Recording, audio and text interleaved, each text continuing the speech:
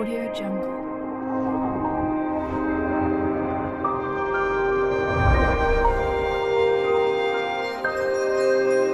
Audio Jungle.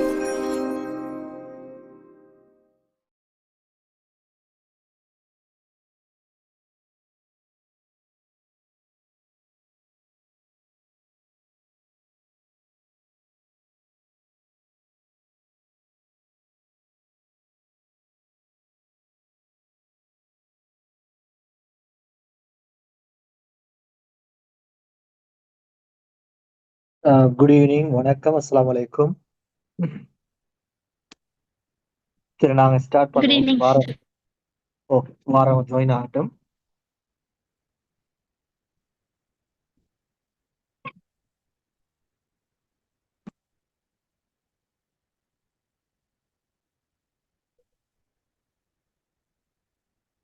சரி, இந்த பேப்பரை பாருங்க. கடைசி நாங்க முதல் பேப்பர் 3ல கொஞ்சம் கேள்வி தான் பார்த்தோமே. நம்ம எக்ஸாமுக்கு 7 நாட்கள் மாத்திரம் தான் இருக்குது. ஸோ கொஞ்சம் பயிற்சி எடுங்க. படிச்ச தலைப்புகளை கொஞ்சம் பார்த்துக்கொள்ளுங்க. இன்னைக்கு ஸ்டேஷன் மாஸ்டர் யாரும் எக்ஸாலினவங்க யாரீங்களா? ஸ்டேஷன் மாஸ்டர் யாரும் எக்ஸாம் எழுதினவங்க?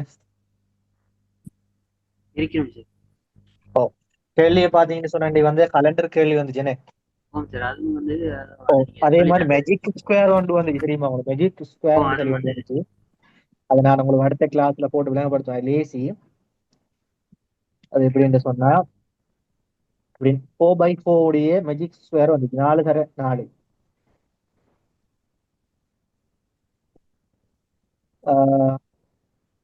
இதுல வந்து கிடையாக கூட்டினாலும் சாரி, நிலைக்குத்தாக கூட்டினாலும் கிடையாக கூட்டினாலும் அல்லது குறுக்காக கூட்டினாலும் ஒரே எண்ணிக்கை வரணும் என்று கேட்டிருந்தான். அது வந்துச்சு.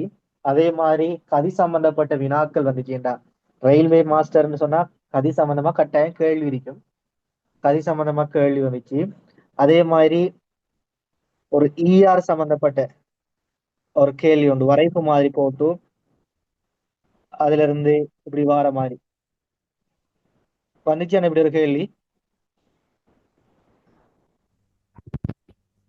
ஓகே, அடுத்த தரவுகளை ஒழுங்கமைத்தல் கேள்வி வந்துச்சு. இப்படி கேள்விகள் வந்தது. சரி, இப்ப நான் இந்த இதுல கலண்டர் கேள்வி ஒன்று வந்துச்சு.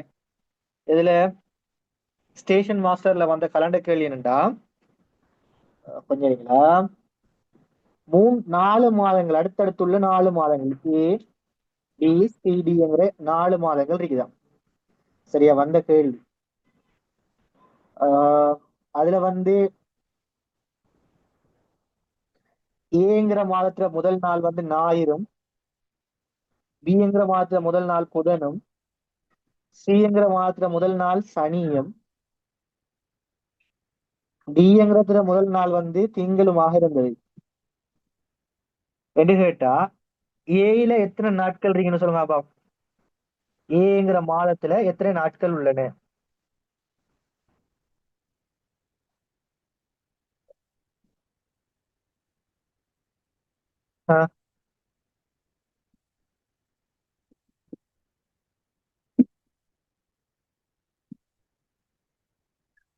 சொல்லுங்க.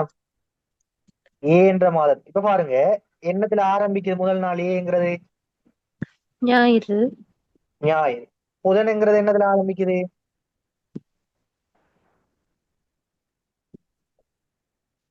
என்னத்துல ஆரம்பிக்குது புதன்? சரி, பிங்கிறது என்னத்துல ஆரம்பிக்குது? பிங்கிற மாதம் புதன். புதன்ல. சரி, ஞாயிறுக்கும் புதனுக்கும் இடையில எத்தனை நாட்கள் இருக்குது? திங்களும் செவ்வாய். திங்கள் செவ்வாய் புதன். என்ன? திங்களும் செவ்வாய் எத்தனை நாட்கள் இருக்குது? 2. 2. அப்ப 2 நாட்கள் இருந்தா எங்களுக்கு தெரியும். 1ஆம் தேதி, அதே மாதிரி 29ஆம் தேதி. ஞாயிறு 1ஆம் தேதினா 29ஆம் தேதி என்ன வரைக்கும்? ஞாயிறு. ஞாயிறு வரைக்கும். 30 வந்து திங்கள். திங்கள், 31 செவ்வாய். செவ்வாய். சரியா? ஓ, அப்ப இதுல எத்தனை நாட்கள் இருக்குது? ஏயில 31. 31 நாட்கள். சரி, பியில எத்தனை நாட்கள் இருக்குது? 31. பாருங்க, புதனுக்கும் சனிக்கு இடையில எத்தனை நாட்கள்? 2. வியாழன் வெள்ளி 2 நாட்கள். 2 நாட்கள் இருந்தா இது எத்தனை எத்தனை எத்தனை முடியும்? 31. 31. கிட்ட கிட்ட 31 வாரது என்னென்ன மாசங்கள்னு சொல்லுங்க. ஆகஸ்டும் ஜூலை ஆகஸ்ட். July August. ஜூலையும் ஆகஸ்டும் நாங்க படிச்சிருக்கோம் தானே? ஆமா. ஓகே ஓகே, ஜூலையும் ஆகஸ்டும். இது ஜூலை ஆகஸ்ட். அப்ப இது என்னது? செப்டம்பர். இது அக்டோபர். அக்டோபர். அக்டோபர். செப்டம்பர்ல எத்தனை நாட்கள் இருக்கு? 30 30. நாட்கள். அக்டோபர்ல 31. 31. 31. சரி, இப்ப அடுத்த கேள்வி கேட்டிருக்கா உங்கள்ட்ட. பி எத்தனை நாட்கள் இருக்கு? பியில 31. ஏக்கு முந்தைய மாதத்தில் எத்தனை நாட்கள் இருக்கு? ஜூன். முப்- ஜூன் 30 30. நாட்கள். ஜூன்ல 30 நாட்கள். இப்படி கேள்வி கேட்டிருக்காங்க. சரியா? இப்படித்தானே வந்துச்சு கலண்ட கேள்வி பிரதர்? ஸ்டேஷன் மாஸ்டர் செஞ்சவர் இருக்காங்களா? சரி, அப்ப எங்களுக்கு கலண்டர் கேள்வி எப்படி வந்தாலும் ஈஸியா செய்யலாம். நாங்க படிச்சிருக்கோம். சரியா? ஓகே. அடுத்த கேள்விக்கு ஃபர்ஸ்ட் இருந்து வருவோம். இப்ப பேப்பருக்குள்ள வருவோம். எங்கட பேப்பருக்குள்ள முகாமைத்துவ சேவை உத்தியோகத்தர் பேப்பருக்குள்ள வருவோம். 3வது மாதிரி வினாத்தால் இதுல கடைசி கேள்வி மட்டும்தான் செஞ்சிருக்கோம். 46 45 வரைக்கும் 50 வரைக்கும் தானே செஞ்சிருக்கோம். ஆமாம் சார். ஓகே, இப்ப நாங்க படிக்க போறது முதலாவது கேள்வியில இருந்து போவோம். 1 தொடக்கம் 5 வரை உள்ள ஒவ்வொரு வினாவின் கீழும் 2 சொற்றொடிகள் வெற்றிடத்துடன் தரப்பட்டுள்ளன. அவை ஒவ்வொன்றிலும் முதலில் தரப்பட்டுள்ள சொற்றொடிகளுக்கு இடையிலான தொடர்புக்கு சமனான தொடர்பே இரண்டாவது சொற்றொடிக்கும் இடையே காணப்படுவதால், ரெண்டுக்கு முதலாவது சொற்றொடி ஒன்று தந்திருக்காங்க. ரெண்டுக்கு இடையில என்ன தொடர்பு இருக்குதோ அதே மாதிரி தொடர்புள்ள இன்னொரு சொற்றொடி நாங்க என்ன செய்யணும்? கண்டுபிடிக்கணும். வெற்றிடத்துக்கு பொருத்தமான சொல்லை தெரிவு செய்து அதற்குரிய தெரிவினது இலக்கத்தை வினாவின் எதிரே உள்ள புள்ளிக்கோட்டின் மீது எழுதுக. சரி, முதலாவது கேள்வி. பட்டம் நூல். பட்டத்துக்கு நூலுக்கு இடையில என்ன தொடர்பு? சொல்லுங்க அப்பா, யோசிங்களா? கட்டமிடுறது அவசியம். இயங்குறது. Okay. அப்ப என்ன ஆன்சர்? மோட்டார். மோட்டார் வாகனம். என்ஜின். engine. சுப்பான். பட்டம். பட்டத்தை நாங்க எந்த பக்கம் போகணும்? பட்டத்தை நாங்க இறக்கணுமா, ஏத்தணுமா, அல்லது சைட்டை கழிக்கணுமாண்டு எது செய்யுது? பட்டம். நூல். நூல். பட்டத்தை திருப்புறதுக்கு பயன்படுத்துறது நூல். அப்ப மோட்டார் வாகனம் சுக்கான். மோட்டார் வாகனத்தை செய்யறதுக்கு தேவைப்படுறது சுக்கான். 4வது ஆன்சர். கல்வி எழுத்தறிவு. என்ன தொடர்பு கல்விக்கு எழுத்தறிவு கிடையில? எழுத்தறிவு அளவுறது கல்வி பயன்படுத்தப்படும். எழுத்தறிவு. நாங்க ஒரு நாட்டுல எழுத்தறிவு வீதம் இருக்கா என்ற அளவிடுறதுக்கு எதை வச்சு நாங்க அளவிடுவோம்? கல்வி வச்சு. அதே மாதிரி வறுமை. பஞ்சம். மந்த போசனை. மந்த போசனை. ஒரு நாட்டுல மந்த போசனம் உள்ள பிள்ளைகள் பிறக்குதுன்னு சொன்னா எப்படி? மந்த போசனம் உள்ள பிள்ளைகள் பிறக்குதுன்னு சொன்னா அப்ப அதை எதை வச்சு அளவிடுவோம்? நாங்க வறுமையை வச்சுத்தானே என்ன செய்வோம்? உதாரணமா ஆப்பிரிக்கா நாடுகள்ல மந்த போசனம் இருக்காங்கிறது எப்படி நாங்க பாக்குறோம்? வறுமைகளை வச்சுதான் பாக்குறோம். மந்த போசனை அளவிடுறது வறுமையை வச்சு. சோ ஆன்சர் 2வது. ஓவியர் நிறங்கள். அப்ப இசைக்கலைஞர். ஸ்ருதி. ஸ்வரங்கள். ஸ்வரங்களுக்கும் ஸ்ருதிக்கும் இடையில என்ன வித்தியாசம்? யாராவது? ஸ்வரங்கள் என்ன, ஸ்ருதின்ற என்ன?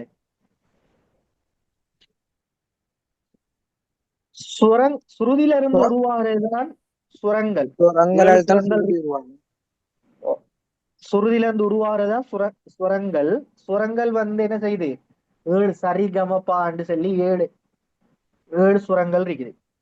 ஆனா ஒரு இசைக்கலைஞர் இசைக்கிறது மூலமாக வச்சுக்கொண்டு சுருதியை வைத்துக்கொண்டு அவர் என்ன செய்வாரு? இசைக்கலைஞர் இசைப்பாரு. இசைக்கலைஞருக்கு தேவை ஸ்ருதி. சோ ஆன்சர் வந்து ரெண்டாவது.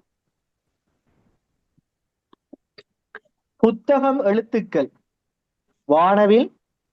நிறங்கள். ஆஹ் புத்தகத்துல என்ன இருக்கும்? எழுத்துக்கள் இருக்கும். வானவில்ல நிறங்கள். நிறங்கள் இருக்கும். சோ ஆன்சர் வந்து ஒன்னாவது. அடுத்த கேள்வி. பந்து விளையாட்டு, புத்தகம். படிப்பு. பந்து பந்து வச்சு விளையாட்டுக்கு தேவை புத்தகம் என்றா, படிப்புக்கு தேவை சரி விளையாட்டுக்கு தேவை பந்து என்றா, படிப்புக்கு தேவை புத்தகம். சோ ஆன்சர் வந்து மூன்றாவது. கிளியரா இந்த ஏரியா? ஆம் சார். சில டைம் எங்களுக்கு யோசிப்பு பாருங்க. இப்ப சில ஆக்கள் சொல்லிருப்பீங்க இன்ஜின் என்று சொல்லிருப்பீங்க. என்ஜின் பொறுத்த மாதிரிக்கா சுக்கான் பொறுத்த மாதிரிக்கா? என்ஜின் என்னது பயன்படுத்துற மோட்டார் வாகனத்துக்கு? என்னதுக்கு பயன்படுத்துற என்ஜின் இயங்குறதுக்கு தான் சார். பட்டம் இயங்குறதுக்கு என்ன தேவை? காற்று தானே தேவை. ஆம். அப்ப நாங்க என்ஜின் போட்டா சரி வருமா? வராது. சில ஆக்கள் பஞ்சம் போட்டிருப்பீங்க. இந்த ஆன்சர் பஞ்சம் போட்டாக்கள் இருக்கீங்க நிறைய பேரு. இப்ப நாங்க பார்க்கணும் எழுத்தறிவை நாங்க என்னத்துல அளவிடுறேன்? கல்வியால. இப்ப நாங்க வறுமையை எதை வச்சு வறுமையை எதை அளவிடுறது? வறுமை யூஸ் பண்ற நாங்க பஞ்சத்தை அளவிடுறதுக்கு வறுமை யூஸ் பண்றேன் இல்ல, மந்த போசனத்தை. அப்ப எங்களுக்கு சிலாக்கள் என்ன செய்வீங்க? ஸ்வரங்கள் போட்டிருப்பீங்க. ஆனா ஓவியருக்கு தேவை நிறங்கள். இசைக்கலைஞர் அவர் இசையை வெளிப்படுத்துறதுக்கு என்ன தேவை? சுருதி தேவை. ஒளியா ஸ்ருதி ஒளி. சரி, அடுத்தது சிலாக்கள் இது எல்லாரும் செஞ்சிருப்பீங்க. அதே மாதிரி இதுவும் செஞ்சிருப்பீங்க எல்லாரும். இப்ப நாங்க சில ஆக்கள் 2 மார்க்ஸ் எடுத்தாங்களே இருப்பீங்க. அதுல சில ஆக்கள் 3 எடுத்தாங்களே இருப்பீங்க. சோ இது எங்களுக்கு ஸ்கோர் பண்ணி சொல்ல இயலாது இந்த மார்க்ஸ் இதுதான் எங்களுக்கு சரியா வரும் என்று. ஏன்னு சொன்னா கேள்வி எடுக்கிறவன் வந்து அவன் ஒரு ஆன்சர் ஸ்கீம் செட் பண்ணிருப்பான். அவன் நினைச்சிருப்பான் இதுக்கு இதுதான் ஆன்சர் என்று. சோ அவன் ஆன்சரோட எங்க ஆன்சர் பொருந்தி போற சந்தர்ப்பத்துல மாத்திரம் எங்களுக்கு என்ன செய்ய போகுது? இந்த 5 கேள்விகளுக்கும் புள்ளி கிடைக்க போகுது. சோ அதை கவனத்துல கொள்ளுது. அதே மாதிரி இன்னைக்கு ஸ்டேஷன் மாஸ்டர்ல கேள்வி வந்திருக்கு. இது என்னது? இடைவெளி நிரப்புறது. பெரிய ஒரு பந்தி ஒன்று தந்தோடு இடைவெளி நிரப்புறது நாங்க படிச்சோம். ஞாபகம் இல்லையா? இப்ப அண்மை காலங்கள் நான் தான் சொல்றேன். இப்ப அண்மை காலங்கள்ல எக்ஸாம்ஸுக்கு வார கேள்விகள் தான் நாங்க படிச்சு கொண்டிருக்கிறோம். சோ கிளியரா இந்த 7 நாள் கொஞ்சம் ட்ரை பண்ணி படிங்க. சரி, இப்ப இந்த கேள்வியும் கடைசியா நடந்த எங்கட இதுக்கு வந்த கேள்வி, எங்க SLIRக்கு வந்த கேள்வி உண்டு. என்னது? தாயக்கட்ட கேள்வி. இதே கேள்வி வந்து லோ காலேஜ் எக்ஸாமுக்கும் வந்துருக்கு. இதே கேள்வி 2 எக்ஸாம்ஸுக்கு வந்துருக்கு. இப்ப பாருங்க, இது என்னது? ஒரு தாயக்கட்டை. முதலாவது நாங்க இந்த தாயக்கட்டையில எதிர்பக்கங்கள் கண்டுபிடிக்கணும். எப்படி எதிர்பக்கங்கள் கண்டுபிடிக்கிறோம்? தாயக்கட்டையில எதிர்பக்கங்கள் கண்டுபிடிக்கிற எப்படி? 2 தாயக்கட்டைகளை ஒப்பிட்டு ஒரே இலக்கம் வந்திருந்தா 2 நிலைகள் எடுக்கணும். இதெல்லாம் ஒரு தாயக்கட்டை 4 நிலைகள் தந்திருக்காங்க. 2 நிலைகள் எடுக்கணும். 2 நிலைகள்லையும் ஏதாவது ஒரு பக்கம் மாத்திரம் பொது வரிக்கணும். நல்ல விளைய கொள்ளுங்க. இதான் கண்டிஷனா. ஏதாவது பொதுவான ஒரு பக்கத்தை எடுக்கணும். ஏதாவது 2 நிலைகள், ஏதாவது 2 நிலைகளை எடுக்கணும். அந்த 2 நிலைகளை எப்படி இருக்கணும்? 2லையும் ஒரு பக்கம் எக்ஸ்கியூஸ் மீ, கொஞ்சம் மைக்க மியூட் பண்ணிக்கொள்ளுங்களா? ஒரு பக்கம் மாத்திரம் என்னது? பொது வரிக்கணும். இப்ப முதலாவது நிலையையும் 2வது நிலையை எடுக்கலாமான்னு சொல்லுங்க பாப்போம். ஏழாது.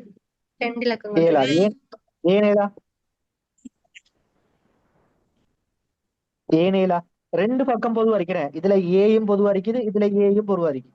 அதே மாதிரி பியும் பொதுவா இருக்கு, பியும் பொதுவா இருக்கு. அப்படி 2 பக்கங்கள் பொதுவா இருந்தா எடுக்கலாமா?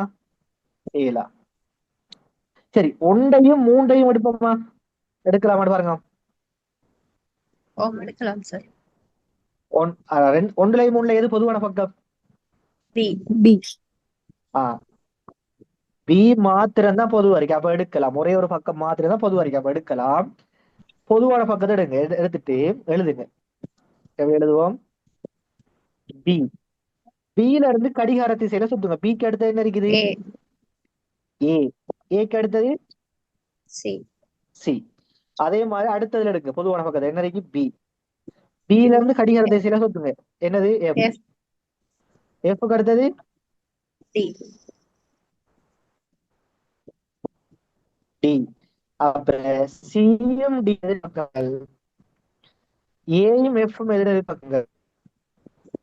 பியும் இ பியும் பியும் எதிரெதிர் பக்கமா இல்லையே? பியும் இயும் பதில் சொல்லக்கூடிய இந்த ஈயும் ஈயும் எதிரெதிர் பக்கங்கள். பியும் ஈயும் எதிரெதிர் பக்கங்கள். சரி, இப்ப கேள்விக்குள்ள போவோம். இது விளங்கிட்டா அப்ப உங்களுக்கு எல்லாருக்கும்? விளங்காதாக்கள் இருந்தா கேளுங்கம்மா. எதிர்ப்பக்கம் கண்டுபிடிக்கிறது, எதிர்ப்பக்கங்கள் கண்டுபிடிக்கிறது விலங்கல்னு சொல்றவங்க.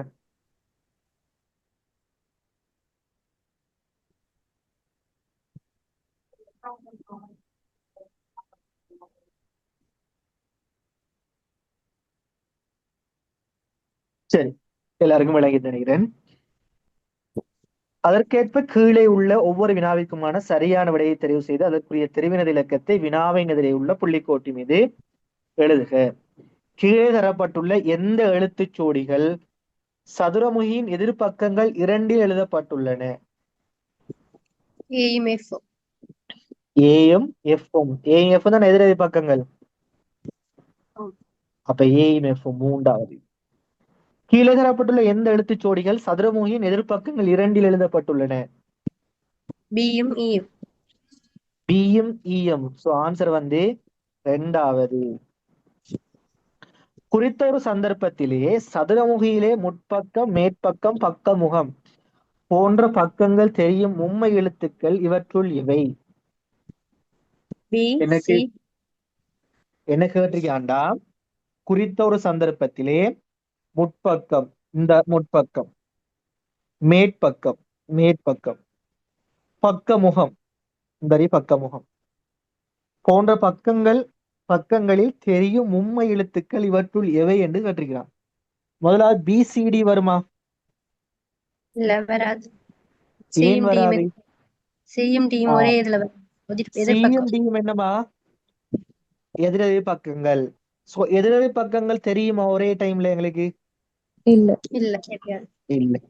உதாரணமா சியரு முற்பக்கத்துல இருக்காருன்னு வைங்களா, டியர் எங்க இருப்பாரு? பின்னுக்கு பின்னுக்கு சிக்கு பின்னுக்கு ஆக விளங்காத ஒரு பக்கத்துல இருப்பாரு. சீக்காக பின்னுக்கு இருப்பாரு, விளங்காது. சோ மூன்றும் விளங்கணும். விளங்குற மாதிரி இருக்கீங்க சொன்னா எதிர்ப்பக்கங்கள் வராது. சோ முதலாவது வராது. ரெண்டாவது வருமா? இல்ல பியும் இயும் வராது. எதிர்பக்கம் பியும் ஈயும் எதிரெதிர் பக்கங்கள். சோ வராது. மூன்றாவது வருமா? வரும் வரும். பி சி எஃப் வரும். நாலாவது வருமா? வராது. வராது. சியும் டியும் என்ன? எதிர்பக்கம் எதிரெதிர் பக்கங்கள். சோ எதிரெதிர் பக்கங்கள் எங்களுக்கு தெரியாது. சோ ஆன்சர் வந்து மூன்றாவது.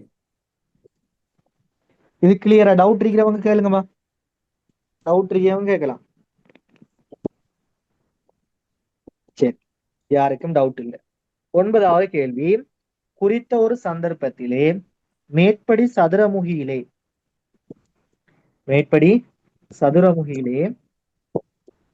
ஏபி என்ற எழுத்துக்கள் சதுரமுகியின் முற்பக்கத்திலும் பக்கமுகத்திலும் தெரிகிறது. அப்போது மேற்பக்கத்தில் காணக்கூடிய எழுத்துக்கள் இரண்டில் ஒன்றானது. சி அல்லது டி. கேள்வி விளங்கிட்டா எல்லாருக்கும்? பாருங்க, கேள்வி லேசான கேள்விதான். என்ன கேட்கிறான்னு சொன்னா, குறித்த ஒரு சந்தர்ப்பத்திலே மேற்படி சதுரமுகியிலே ஏபி என்ற எழுத்துக்கள் சதுரமுகி முற்பக்கத்திலும் பக்க முகத்திலும் தெரிகிறது என்றா? என்னது? முற்பக்கத்துல ஏரும் பக்க முகத்துல யார் தெரிவாரு? பி ஏரும் தெரிகிறார். பி. இப்ப கேள்வி மேற்பக்கத்துல யாரு தெரியவா என்று கேக்குறான். இப்ப எங்களுக்கு தெரியும் ஏ ஏர் தெரிஞ்சிட்டாரு, பி ஏர் தெரிஞ்சிட்டாரு. இப்ப ஏற எதிர்பக்கம் எங்களுக்கு மேற்பக்கத்துல தெரியவாரா? இல்ல. இல்ல. ஏற எதிர்பக்கம் யாரு? எஃப். எஃப். எஃப் தெரிய மாட்டாரு. பீட எதிர்பக்கம் மேல தெரியவாரா மேற்பக்கத்துல? இல்ல. இல்ல. பீட எதிர்பக்கம் யாரு? இ. இ. அப்ப யாரு தெரியவா? சி சி அல்லது இல்லாட்டி டி. சியர் அல்லது டியர். உதாரணமா சியர் மேலுக்கு இருந்தா கீழே அடிப்பக்கத்து யார் வருவா? D. D. Dear. Sometime dear மேல இருந்தா அடிப்பக்கத்துக்கு யார் வருவா? சி. சி. சி. அப்ப மாறி மாறி யாரோ வர போறாங்க. அப்ப ஆன்சர் சி அல்லது டி என்கிற முதலாவது ஆன்சர். சரியா? அடுத்து 10வது கேள்வி. குறித்த ஒரு சந்தர்ப்பத்திலே மேற்படி சதுரமுகியிலே இஎஃப் என்ற எழுத்துக்கள் சதுரமுகியின் முற்பக்கத்திலும் பக்கமுகத்திலும் தெரிகிறது. அப்போது அடிப்பக்கத்தில் காணக்கூடிய எழுத்துக்கள் என்ன? என்னையா? சி இப்ப அல்லது டி தான். ஈயரும் எஃப்ரும் என்னையா? முற்பக்கத்திலையும் பக்க முகத்திலையும் தெரிகிறாராம். அப்ப ஈயரையும் எஃப்ரையும் வெட்டுவோம். இப்ப அடிப்பக்கத்துல யாரு தெரியவான்னு கேட்கறாங்கள்ட்ட. சி ஈயர் இல்லாட்டி டி. எதிர்பக்கம் யாரு? பி. பி. பியர் அடிப்பக்கத்துல வருவாரா? பியர் எங்க வருவாரு? ஈக்கு நேர் எதிரேனே. ஓ. அப்ப பியர் வர மாட்டாரு. எஃப்ஆர் யாரு? எஃப்ஆர் ஏ. எதிர்பக்கம் ஏர் ஏ. எங்க வருவாரு? இந்த சைடுக்கு வருவாரு. எஃப் எதிர்பக்கத்துக்கு என்ன? சோ எஃப்ஆரும் ஏரும் வர மாட்டாரு. அப்ப அடிப்பக்கத்துல யாரு வருவா? சி இல்லாட்டி டி. சியர் அல்லது டியர். சோ ஆன்சர் வந்து 4வது. கிளியர்? அது டவுட் ரீடாக கேளுக்கலாமா? டவுட் இருந்தா வெக்கப்படாம கேளுங்களா யாரும்.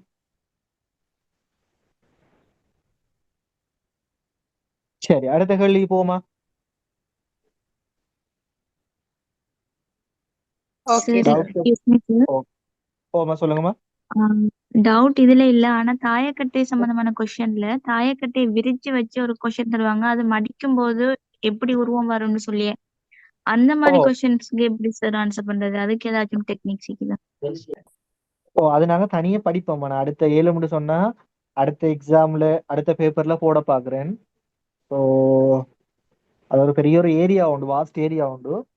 ஒவ்வொரு பக்கத்தையும் எப்படி மடிக்கிற போது எப்படி எப்படி வரும்ங்கிறது நான் உங்களுக்கு சொல்லி தரேன் அடுத்த கிளாஸ்ல. சரியா? எக்ஸாம் பேப்பர்ல போட்டிருந்தேன், போட பாக்குறேன்னா ஓகே 5வது சார். பேப்பர்ல. ஓகே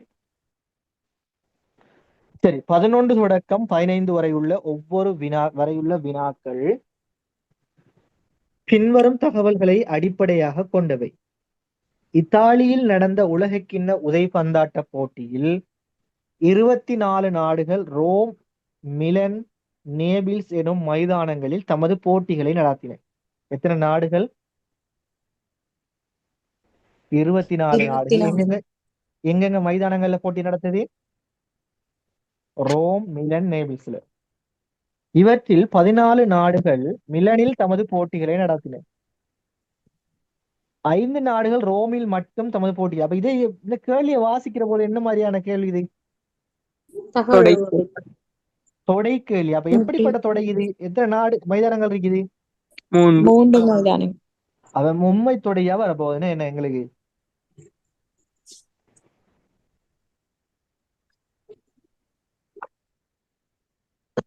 அப்ப நாங்க எடுப்போம். இது என்ன மைதானம்? மிலன். இது ரோம். இது வந்து நேபி.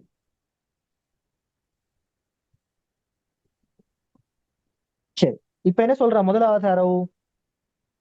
இவற்றில் 14 நாடுகள் மிலனில் தமது போட்டிகளை நடத்தின. நான் 14 நாடுகளை போட்டி மிலன் நடத்தி. அப்ப இப்படி போறேன். சரியா? இல்ல. ஆன்சர். இப்படி இதுக்குள்ள வந்தா என்ன அர்த்தம்? தனியா இதுக்குள்ள வந்தா என்ன அர்த்தம்? 14 அது மட்டும் நாடுகள் மிலனில் மட்டும் என்று 14 நாடுகள் வரும். ஆனா அப்படியே சொல்லிக்கிறாங்க. மில்லனில் மிலனில் மட்டுமா 14 நாடுகள் போட்டி நடத்துது? இல்ல. மிலனில் போட்டிகள் நடத்திட்டு சொன்னா அப்ப நாங்க 14 எங்க கொண்டே போடணும்? இந்த இடத்துல. 14 எங்க வரப்போகுது? இந்த ஃபுல் வட்டமும் தான் 14. என்னது? இந்த ஃபுல் வட்டமும் தான் 14. 14. விளையிட்டாப்பா உங்களுக்கு? ஓம் சார். ஓகே பிரதர், விளையிட்டா? ஆமாம் சார். Okay okay. அடுத்தது 5 நாடுகள் ரோமில் மட்டும் தமது போட்டிகளை நடத்தின. ரோம்ல மட்டும் எத்தனை நாடுகள்? 5 நாடுகள். அப்ப ரோம்ல மட்டும் நான் 5 போடுறேன். சரியா? இல்ல, இல்ல சார். இல்ல. அப்ப எங்க வரும்? அது உள்ளுக்கு வரும் சார். உள்ளுக்குள்ள போடுங்க. உள்ளுக்குள்ள. ரோம்ல மட்டும் என்று சொன்னா உள்ளுக்குள்ள ரோமுக்குள்ள மட்டும் வருமா? ரோமில் மட்டும் 5 நாடுகள் போட்டிகளை நடத்தின. அப்ப அதுவும் சரி. அடுத்தது 4 நாடுகள் 3 மைதானங்களிலும் தமது போட்டிகளை நடத்தின. அப்ப எங்க வரும் இந்த தரவு? மூன்று. அந்த 3 நடுவுக்குள்ள பொதுவாக நடுவுக்குள்ள வரும். இந்த இடத்துல வரும். என்ன? 3 பொதுவான இடத்துல வரும். 4 நாடுகள் நடத்து. 2 நாடுகள் நேபிள்ஸ் தவிர மற்ற 2 மைதானங்களிலும் தமது போட்டிகளை நடத்தின. என்னையா? நேபிஸ்ல இல்ல. 2 நாடுகள் நேபிள்ஸ் தவிர மற்ற 2 மைதானங்களிலும் தமது போட்டிகளை நடத்தின. நேபிள்ஸ் இல்லாம எத்தனை நாடுகள்? அந்த 2. ரோமும் மிலனும் அந்த இதுல 2. 2 இடைப்பட்ட நாடு 2 நாடுகள். இது சரியா? இப்ப சரி. சரி. அடுத்தது 3 நாடுகளின் போட்டிகள் ரோமிலும் நேபிள்ஸிலும் நடைபெறவில்லை. எங்கேயா? ரோம்லையும் நடக்கலையாம், நேபிள்ஸ்லையும் நடக்கலையாம். அப்ப எங்க நடந்திருக்கும்? மிலன்ல மட்டும். மிலன்ல மட்டும் 3 நாடுகள் போட்டிகள்.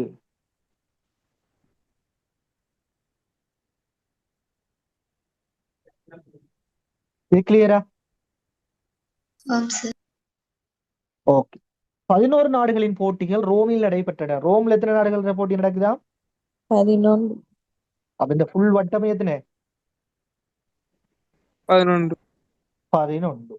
இப்ப பாருங்க, எங்களுக்கு தெரியும் இது ஃபுல்லா எவ்வளவு? இந்த வட்டம் ஃபுல்லா, இந்த வட்டம் சொன்னா 11. இந்த வட்டம் ஃபுல்லா எவ்வளவு? 14. 14. அதுல 3 இந்த இருக்குது, 2 இந்த இருக்கு, 4 இருக்கு. இந்த துண்டு எவ்வளவு? அப்ப 5. எவ்வளவு? 5. 5. மொத்தம் எவ்வளவு நாடுகள்ல போட்டி நடக்குது? 14 நாடுகள்ல. 14ல 4 3 5 9. அப்ப இது எத்தனை வரைக்கும்? 5 வரைக்கும். விளையாண்டா? ஓகே. ரோம்ல எத்தனை நாடுகள் போட்டி நடக்குது? 11. 11. இதுல 5, இதுல 2, இதுல 4 எவ்வளவு? சரி 11. 11. அப்ப இந்த துண்டு வருமா? இல்ல. இல்ல. இல்ல. இப்ப பாருங்க, மொத்தம் எத்தனை நாடுகள் போட்டி நடக்குது? 24. 24 நாடு. இப்ப பாருங்க, இந்த இது ஃபுல்லா மிலன் எவ்வளவு? 14. மிலன் 14. மிலன் ஃபுல்லா 14. 14 பைத்து. அடுத்த எவ்வளவு பேலன்ஸ் என்ன இருக்குது? ஃபுல் இந்த வட்டம் ஃபுல்லா பைத்து. 10. பேலன்ஸ் என்ன இருக்குது? 10. பேலன்ஸ் என்ன இருக்குதா? 10. ரோம்ல இருக்குது 5. 5.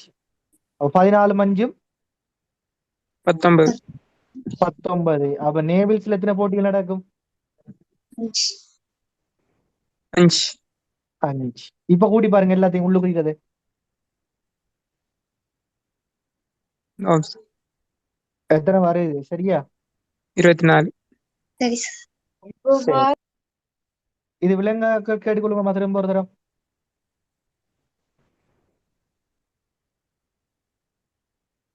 விலங்காக்கள் கேட்டுக்கொள்ளுங்க. சரி. நேபிள்ஸில் மட்டும் அந்த நேபிள்ஸ் அந்த மிலனுக்கு அந்த 2க்கும் பொதுவா அந்த 5 என்னன்னு சார் போட்டீங்க? எதுமா? இந்த மிலனுக்கும் இந்த நேபிள்ஸுக்கும் இந்த இடைப்பட்ட 2 5. இதா கொஞ்சம் இருக்கீங்களா? வாரம் சார் அதோட இன்னொரு கேள்வி. அந்த க்ரொஸ் போட்டதான் பெருசா கவனிக்கல. அது என்னது? அந்த கவுண்டிங்ல கடைசி காணன்றதுக்காக க்ரொஸ் போட்டீங்க 5ன்றதுக்காக. கொஞ்சம் இருக்கீங்களா? ம். எப்படி அடிக்கிற?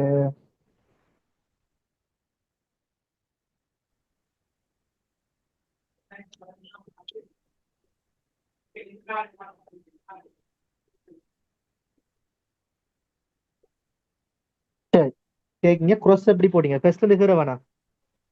14 இல்ல அஞ்சு தேவையில்ல சார். இதுல தேவையில்லையா? தேவையில்ல அப்படியே சொல்லுங்க சார். ஓகே பாருங்க, இந்த ஃபுல்லா மிலன்ல எத்தனை போட்டிகள் நடக்குது மொத்தம்? 14. 14. இது பாருங்க, இது மிலன்ல மட்டும் எத்தனை நடக்குது? 3. 3. மிலன்லையும் ரோம்லையும் சேர்ந்து எத்தனை நடக்குது? 2. நான் மட்டும் கேட்கலையா?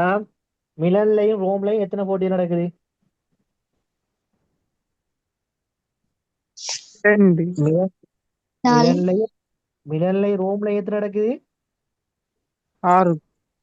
6. 9. ஐயோ பாருங்கம்மா, மிலனிலும் ரோமிலும் எத்தனை போட்டிகள் நடைபெறுது? 6 சார். 6. சார் சரி. நான் இப்படி கேட்டதா உங்களுக்கு 2 வரும். எப்படி கேட்டா? மிலனிலும் ரோமிலும் மட்டும் எத்தனை போட்டி நடக்குது? 2. 2. நான் சும்மா மிலனிலும் ரோமிலும் எத்தனை போட்டி நடக்குதுன்னு கேட்டா எப்படி நீங்க 2ன்னு சொல்லுவீங்க? 2 கூட்டி 2ஐயும் கூட்டணும். அப்ப மிலனுக்கு ரோமுக்கு இடையில பொதுவா என்ன இருக்குது? 2 இருக்குது, 4 இருக்குது. அப்ப கூட்டினா 6. கூட்டினா எத்தனை வரும்? 3 மாறும் 9. 9. 14 நாடுகள் மிலன்ல நடக்கணும். 9 நடந்துட்டு இன்னும் எத்தனை நாடுகள் நடக்கணும்? 5. 5. 5. அந்த 5 அப்ப எங்க போடலாம்? அதே சார் அப்ப தாங்க அந்த மிலனுக்கு மட்டும் போடலாதா? மிலனுக்கு மட்டும் ஏற்கனவே போட்டோமே 3. மிலனில் சரி. மட்டும் 3 போட்டிகள்னு போட்டுட்டோம் நாங்க. மிலன்லையும் ரோம்லையும் மட்டும் 2 போட்டிகள், எல்லாம் சேர்ந்து 4 போட்டி, 4 நாடுகள் என்று போட்டோம். விலங்கலியா? சரி சார், சரி சார். திரும்ப சொல்றேனே இதுக்கு. ஓம் சார், ஓம் திருப்பி இருக்க சொல்லுங்க. இப்ப பாருங்க, இது மிலன். மிலன்ல எத்தனை போட்டிகள் நடக்குது? 14. 14 போட்டி. அதுல சொல்ற முதலாவது பாருங்க, 5 நாடுகள் என்ன? முதலாவது 14 போட்டிகள். 5 நாடுகள் ரோமில் மட்டும் தமது போட்டியில நடத்தின. எத்தனை நாடுகள் ரோம்ல மட்டும்? 5. ரோம்ல மட்டும் 5 நாடுகள். அவ மட்டும் போட்டது விளையாட்டு தானே? ஆம் சார். ஓகே. அடுத்தது, 4 நாடுகள் 3 மைதானங்களிலும் தமது போட்டியில் நடத்தின. இது விளையாட்டா? ஆமாம் சார். ஓம் சார். அதுவும் ஓகே, அதுவும் ஓகே. 2 நாடுகள் நேபிள்ஸ் தவிர மற்ற 2 மைதானங்களையும் தமது போட்டிகளை நடத்தின. நேபிள்ஸ் இல்லாம இஞ்சல பாருங்களா, இந்த சைட்ல இடது பக்கம் வலது பக்கம் நேபிள்ஸ் இல்லாம எத்தனை நாடுகள் 2 மைதான போட்டி நடத்து? 2. 2. அப்ப எங்க வரப்போகுது? மிலனுக்கு ரோமனுக்கு இடையிலனே. ஆம் சார். சரி, இது சரியானே. 3 நாடுகளின் போட்டிகள் ரோமிலும் நேபிள்ஸிலும் நடைபெறவில்லை. 3 நாடுகள போட்டிகள் ரோம்ல நடக்கலையா, நேபிள்ஸ்லயும் நடக்கல. அப்ப எங்க நடந்திருக்கும்? மிலன்ல மட்டும். அப்ப 3 நாடுகள போட்டிகள் மிலன்ல மட்டும்.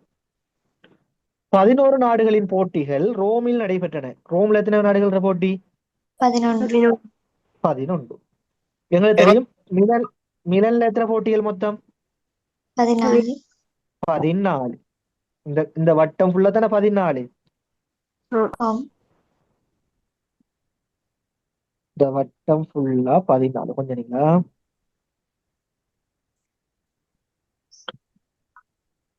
இந்த வட்டம் ஃபுல்லா 14. அதுல எங்களுக்கு தெரியும் இது 4, இது 2.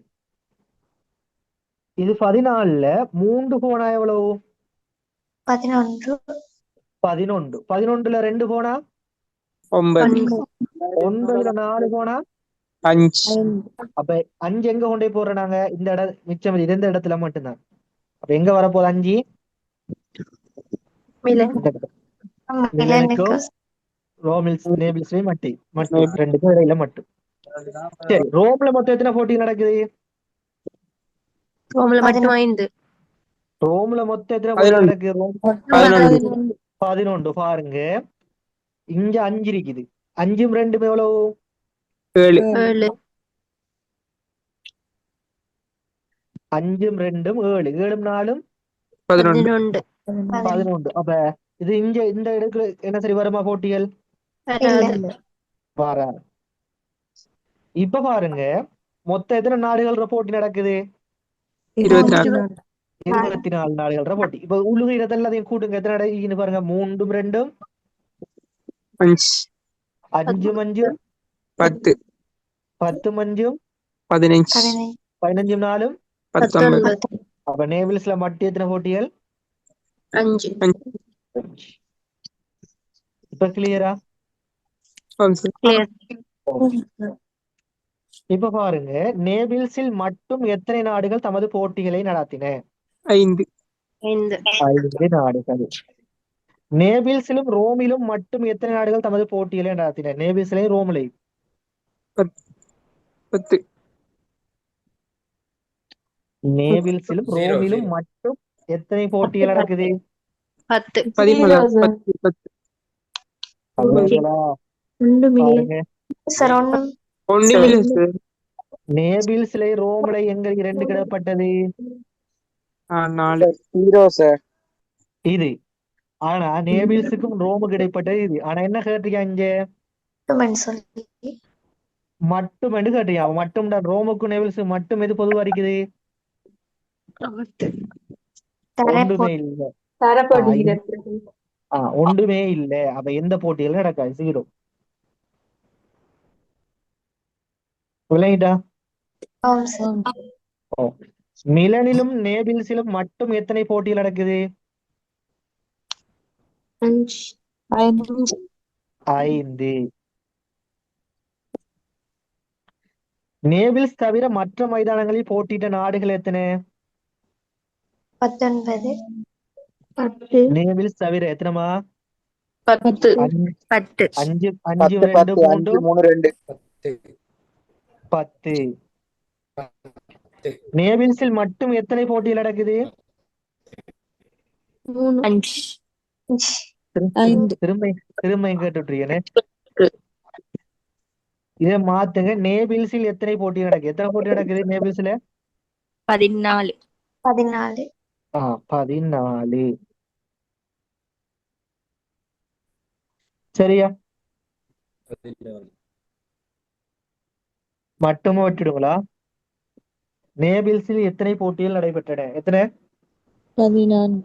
அப்ப இந்த புல் வட்டத்தை கூட்டணும். கிளியர் அது? ஓகே. இதுல உங்களுக்கு டவுட் வரக்கூடாது. அவங்களுக்கு நல்லா இதுல மட்டும்ங்கிறத கவனிச்சு கொள்ளுங்க. நேபிள்ஸிலும் ரோமிலும் மட்டும். நேபிள்ஸுக்கு ரோமுக்கும் பொதுவா இருக்கிறது. உதாரணம், மிலனும் ரோமிலும் மட்டும் எத்தனை? மிலனிலும் ரோமிலும் மட்டும் எத்தனை போட்டி நடக்குது? 2 மிலனுக்கும் 2. இது 2 பேருக்கு இடையில மட்டும் என்று கேட்டும் போதும் இவங்க 2 பேருக்கு நடுவுல வர்றது எது? 2. இப்ப நான் சொன்னாங்க, மிலனிலும் ரோமிலும் எத்தனை போட்டி நடக்குது?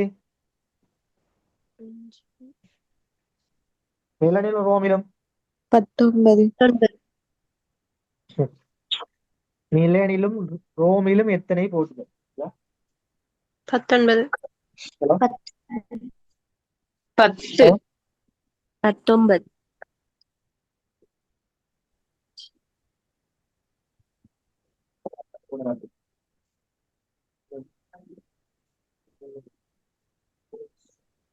எத்தனை வரும்? 19 மிலனிலும் ரோமிலும் எத்தனை போட்டிகள் நடைபெற்றன? 6. மிலன் ரோம் ஆகிய 2 நாடுகளிலும் எத்தனை போட்டிகள் நடைபெற்றன? சொல்லுங்க.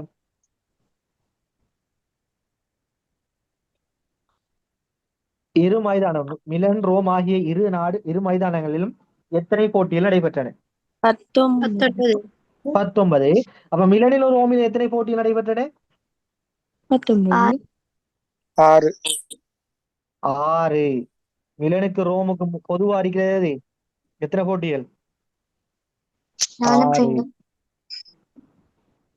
சரியா? குழம்பாதீங்களா? புலம்பல்.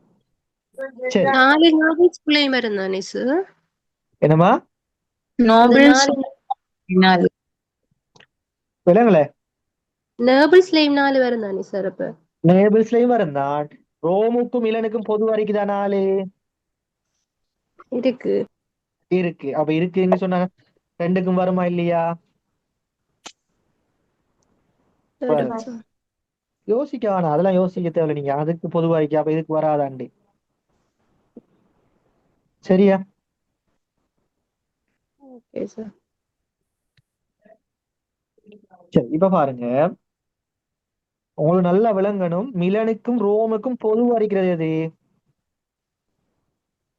இந்த வார 6. மிலனுக்கு ரோம் பொது வரைக்கிறது எது? 6. இது. அப்ப மிலனிலும் ரோமிலும் எத்தனை போட்டிகள் நடந்துன்னு கேட்டா 6. மிலனிலும் ரோமிலும் மட்டும் எத்தனை போட்டிகள் நடந்து கேட்டா 2. 2. அப்ப 2 வரைக்கும் பொது வரைக்கிறது இந்த 2 மட்டும்தான்.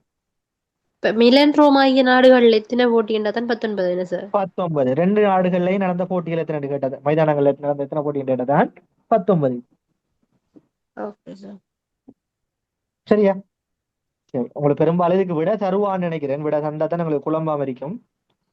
சரி, அடுத்த கேள்வி போமா. 16 தொடக்கம் 20 வரை உள்ள வினாக்கள் குறித்த சங்கம் ஒன்றின் உறுப்பினர்களை குறிப்பிடும் கீழே உள்ள வரைபடம் மற்றும் அது தொடர்பான முன்வைக்கப்பட்டுள்ள தகவல்களை சார்ந்துள்ளன.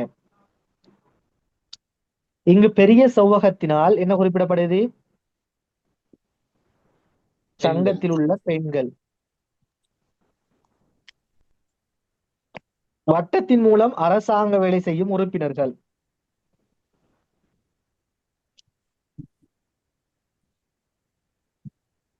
அரசாங்க வேலை செய்யும் உறுப்பினர். சதுரத்தின் மூலம், திருமணம் பெரிய முடித்தவர். முக்கோணத்தின் மூலம் 10 வருடங்களை விட பழமையான, பெரிய முக்கோணம் 10 வருடங்கள் விட பழமையானார்கள்.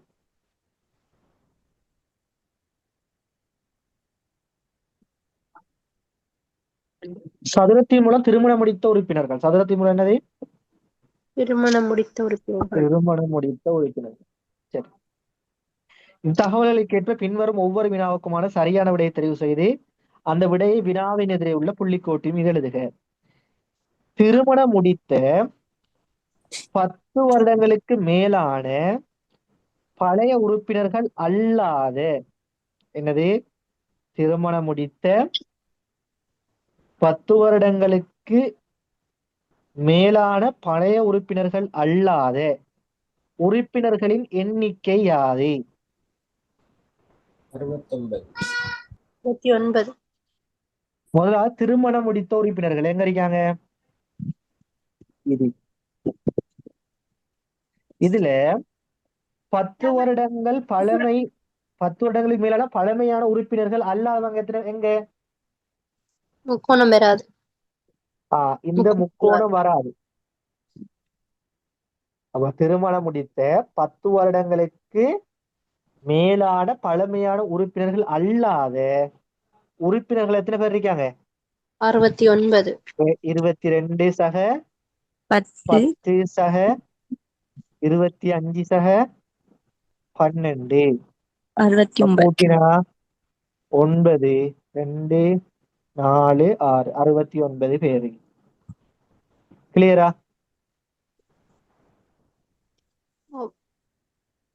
சரி, அடுத்த கேள்வி. டவுட் இருந்தா இப்படி கேளுங்களா. இவ்வுறுப்பினர்களுள் அரசாங்கத்தில் வேலை செய்யாத திருமணம் முடித்த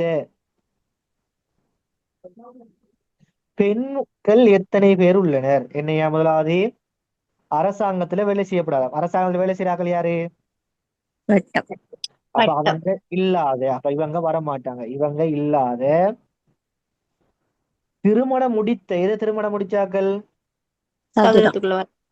இந்த சதுரத்துக்குள்ள வாராக்கள். திருமணம் முடிச்ச பெண்கள், எது பெண்கள்? இந்த செவ்வகம். 40 பேர். எத்தனை பேர் இருக்காங்க? 25 15. 15. எத்தனை பேரு? 40 பேரு. விளையாட்ட விஷயம் விலங்காக்கள் கேளுங்கம்மா. திரும்ப சொல்லுங்க சார். பாருங்க திரும்ப சொல்றேன். என்னது? அரசாங்கத்துல வேலை செய்யப்படாது. அப்படித்தானே கேள்விய பாருங்க. அரசாங்கத்தில் வேலை செய்யாத இந்த வட்டம் எப்படிப்பட்டார்கள்? அரசாங்க வேலை செய்யறாக்கள். செய்யறாங்க. அப்ப இவங்க இல்ல இருக்கப்படாது. இவங்க இல்லாத அப்ப அவங்கள வெட்டி விடுவோம். இவங்க இல்லாத திருமணம் முடித்தது. திருமணம் முடிச்சது சதுரம். சதுரம். இந்த சதுரம். திருமணம் முடிச்ச எது பெண்கள்? செவ்வகம். இந்த செவ்வகத்துக்குள்ள வாரார்கள். இப்படித்தான் கலர் அடிக்கணும் போல இருக்கு. அப்பா விளங்கும் போதறியா? எத்தனை பேர் மாறிக்காங்க? 25 15 25 15. எத்தனை பேரு? 40. 40 பேர். விளங்கிட்டமால் விலங்கடி கேளுங்களா? திரும்ப விலங்கடி சொல்லித்தான். 40 பேரு. ஆன்சர் 40. அடுத்த கேள்வி, அரசாங்க வேலை செய்யாத திருமணம் முடிக்காத பெண் உறுப்பினர்கள் எத்தனை பேர்? என்னது? 47. அரசாங்க வேலை செய்யப்படா, திருமணமும் முடிச்சிருக்கப்படா. திருமணம் முடிச்சது சதுரம். அப்ப எத்தனை பேர் இருக்காங்க பெண்கள்? எது? 47. 30. இந்த செவ்வகத்துக்குள்ள வர எத்தனை பேரு? 30 17 47. கிளியராமா? ஓகே. அடுத்தது, அரசாங்கத்தில் வேலை செய்யும் உறுப்பினர்களின் எண்ணிக்கைக்கும் எனது அரசாங்கத்துல வேலை செய்யற உறுப்பினர்கள எண்ணிக்கை எத்தனை? அரசாங்கத்துல வேலை செய்யறாங்க எத்தனை பேரு? 36. 36. என்ன 10 22 4 36 பேர். வேலை செய்யும் உறுப்பினர்களுக்கு எண்ணிக்கைக்கும் எத்தனது? 36. திருமணம் முடித்த பெண் உறுப்பினர்களின் எண்ணிக்கைக்கும் இடையிலான வேறுபாடு. திருமணம் முடிச்ச பெண் உறுப்பினர்கள் எத்தனை பேரு? இவங்க யாரு? 50. திருமணம் முடிச்ச பெண் உறுப்பினர்கள் தானே? 10 15 35 35 15 50. 14. 36 கிடையில 14. வேறுபாடு என்ன? 14. 20வது கேள்வி, திருமணம் முடிக்காதவர்களின் எண்ணிக்கைக்குட்பட்ட உறுப்பினர்கள் எத்தனை பேர்? திருமணம் முடிக்காதவர்கள் எத்தனை பேர் இருக்காங்க? அப்ப இந்த திருமணம் முடிச்சாக்கெல்லாம் வெட்டி விடுங்க. அவங்க இல்ல எத்தனை பேர் இருக்காங்க? இந்த 30 34 34 34 மட்டும் 42 42 17 52 59 பேர். இது கிளியரா? ஓகே. டவுட் இருந்தா கேளுங்களா? சரி, அடுத்த கடைசி ஒரு 41வது கேள்விய பாப்போமா? 41 தொடக்கம் 45 பாப்போமா? 41 தொடக்கம் 45 வரை உள்ள வினாக்கள், ஒரே குடும்பத்தின் சகோதர சகோதரிகள் 7 பேர் ஒருவருக்கொருவர் வயதில் கூடியவராகவோ குறைந்தவராகவோ இருப்பது தொடர்பான கீழே உள்ள தகவல்களை அடிப்படையாக கொண்டவை. என்னமா? ஒவ்வொரு விஷயமும் முக்கியமானது. இதுல ஒரே குடும்பத்தின் சகோதர சகோதரி எத்தனை பேரு? 7 பேர். வயதில் கூடியவராக குறைந்தவராக இருப்பது தொடர்பான கீழே உள்ள தகவல் அடிப்படை. சுரேஷ், சுதன், சுமன், சுமதி, சுகந்தி, சுந்தரி, சுவேதா, அந்த 7 பேருமா என்போர் ஒரே குடும்பத்தைச் சேர்ந்த சகோதர சகோதரிகள் 7 பேர் ஆவார்கள். அவர்களை அறிந்து கொள்வதற்காக ஒழுங்குமுறையின்றி என்ன குறிச்சிருக்காங்க? ஆங்கிலத்துக்காக பயன்படுத்தப்பட்டுள்ளன. அவர்கள் வயதில் ஒருவருக்கொருவர் கூடியவரா அல்லது குறைந்தவரா என்பது ஒழுங்குமுறையின்றி குறித்த தகவல் அட்டவணை ஒன்றி காட்டப்பட்டிருப்பது கீழே உள்ளவர் ஆகும். சரி, எத்தனை பேர் இருக்காங்க எங்களுக்கு தெரியும்? 7 பேர். 1 2 3 4 5 6 7 பேர். இப்ப பாருங்க, சுமன் இருக்கார். இந்த பாக்ஸ் என்ன பாக்ஸ்? வயதில் கூடினாக்கள். வயதுல கூடினாக்களே. இந்த சகோதரனை விட, சுமனை விட வயதுல வயதுல கூடினா இது வந்து வயதில் கூடியவர்கள். இந்த பாக்ஸ் என்ன பாக்ஸ்? வயதில் குறைந்தவர்கள். வயதில் குறைந்தவர்கள். என்ன? வயதுல குறைஞ்சவங்க. இப்ப பாருங்க, சுமனை விட யாரு வயசுல கூடினவரு? பி. பி. மொத்தம் எத்தனை பேர் இருக்காங்க குடும்பத்துல? 7 பேர். 7 பேர். 7 பேர். சுமனை விட எத்தனை பேர் கூட இருக்காரு? ஒரு ஆள். ஒரு ஆள். அப்ப சுமன் எத்தனாவது ஆள்? ரெண்டாவது. ரெண்டாவது. என்ன? அப்ப சுமன் வந்து 2. அவன் முதல் ஆள் யாரு? பி. பி. பி. பியரு. விளையாட்டா அப்ப உங்களுக்கு விஷயம்? ஓகே. இப்ப பாருங்க, சுமத்தி இருக்கா. சுமத்தியை விட எத்தனை பேர் வயசுல கூடினாங்க? 5 பேர். 5 பேர். எத்தனை பேர் வயசுல குறைஞ்சால்? ஒரு ஆள். அப்ப சுமத்தி எத்தனாவது ஆள்? சுமதி 6. 6வது. சுமத்தி வந்து 6வது ஆள். அப்ப 7வது ஆள் யாரு? எஃப். எஃப். சரி, இப்ப பாப்போம். சுதன்றிகள். சுதனை விட எத்தனை பேர் வயசுல கூடினவங்க? 4 பேர். அப்ப சுதன் எத்தனாவது? 5. 5. சுதனை விட எத்தனை பேர் வயசுல குறைஞ்சவங்க? 2. யாரு யாரு? எஃப் எத்தனாவது ஆள்? 7வது. 7வது ஆள். அப்ப ஜி எத்தனாவது ஆள்? 6வது. அப்ப சுமத்தி யாரு? ஜி. ஜி. சரி, இப்ப சுரேஷ் எடுப்போம். சுரேஷ் சுரேஷ் எத்தனை வயசுல கூடினார்கள்? 3 பேர். அப்ப சுரேஷ் எத்தனாவது ஆள்? 4வது ஆள். சரி, சுரேஷை விட வயசுல குறைஞ்சவர் யாரு? 3 பேர். யாரு யாரு? சுதன். சுமதி. சுதன் எத்தனாவது ஆள்? 5வது. சுமதி எத்தனாவது ஆள்? 6வது. அவ 7வது ஆள் யாரு? ஸ்வேதா. சரி, அடுத்தது. இப்ப சுமனை விட வயசுல குறைஞ்சவங்க யார் யாரு? சுரேஷ். சுமதி. வயசுல ஸ்வேதா. குறைஞ்சவங்க. சுந்தரி, சி சுதன், ஜி ஸ்வேதா. சுந்தரி. சுந்தரி அப்ப எத்தனாவது ஆள்? 3வது. சுமனை விட வயசுல குறைஞ்சாக்கள் யாரு? சுந்தரி. சுந்தரி. அப்ப சுமனுக்கு இங்கெல்லாம் வருவாங்க. மூன்றாவது. ஸ்வேதா இருக்க எத்தனாவது? ஸ்வேதா 7வது ஆள். ஜியர் எத்தனாவது ஆள்? 6வது ஆள். சுதன் எத்தனாவது ஆள்? 5வது ஆள். சுந்தரிங்கிற வரிக்காவா? இல்ல. அப்ப சுந்தரி எத்தனாவது? 3வது. சுந்தரி 3வது ஆள். சுந்தரி 3. முதலாவது யாரு? சுகந்தி. பாருங்க, சுரேஷ், சுதன், சுமன், சுமதி, சுந்தரி, ஸ்வேதா. யாரு முதலாவது ஆள்? சுகந்தி. சுகந்தி. முதலாவது ஆள் சுகந்தி.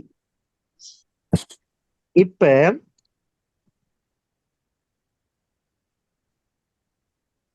பாருங்க, சுதனை விட வயசுல கூடினார்கள் யார் யாரு? சுகந்தி ஏ, சுந்தரி சி. சுகந்தி. சுகந்திர பேர் என்ன? பி. என்ன? பி. சுந்தரி இருக்கா. சுந்தரி எத்தனாவது ஆள்? 3வது ஆள். அடுத்தது யார் இருக்கா? ஏயும் இருக்காரு, சியும் இருக்காரு. இப்ப ஏ வந்து யாரு?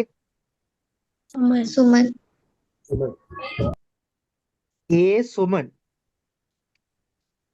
சரி, ஏன் சுமன் சொன்னீங்க? ஏன் சுமன் சொன்னீங்க?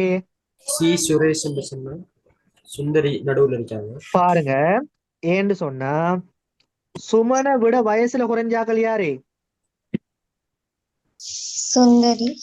சி இருக்காரு. அவ சுமன் சி அடிக்கலுமா? இல்ல. இல்ல. அவ சுமன் என்ன அடிப்பாரு? ஏ. ஏ அடிப்பார். அப்ப சி யாரு? சுரேஷ். சுரேஷ். சுரேஷ். சரி, வேற என்ன சரி கண்டுபிடிக்கலாமா? வேற என்ன சரி கண்டுபிடிக்கலாமா? சரி, அவ்வளவுதான் பாப்போம். கேள்விக்குள்ள போவோம்.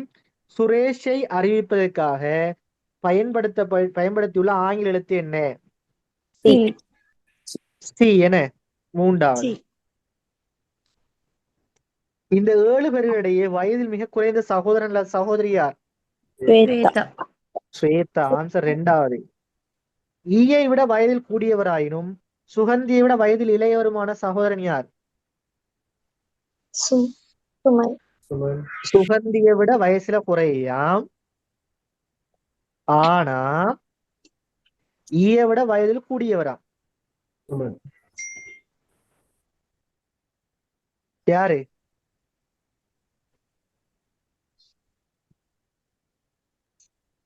என்ன சார்? ஈயை விட வயதில் கூடியவராயினும், உதாரணமா ஈ வந்து இவருக்கும் வரையலும் தானே, சுதனுக்கும் வரையலும், சுந்தரிக்கும் வரையலும்.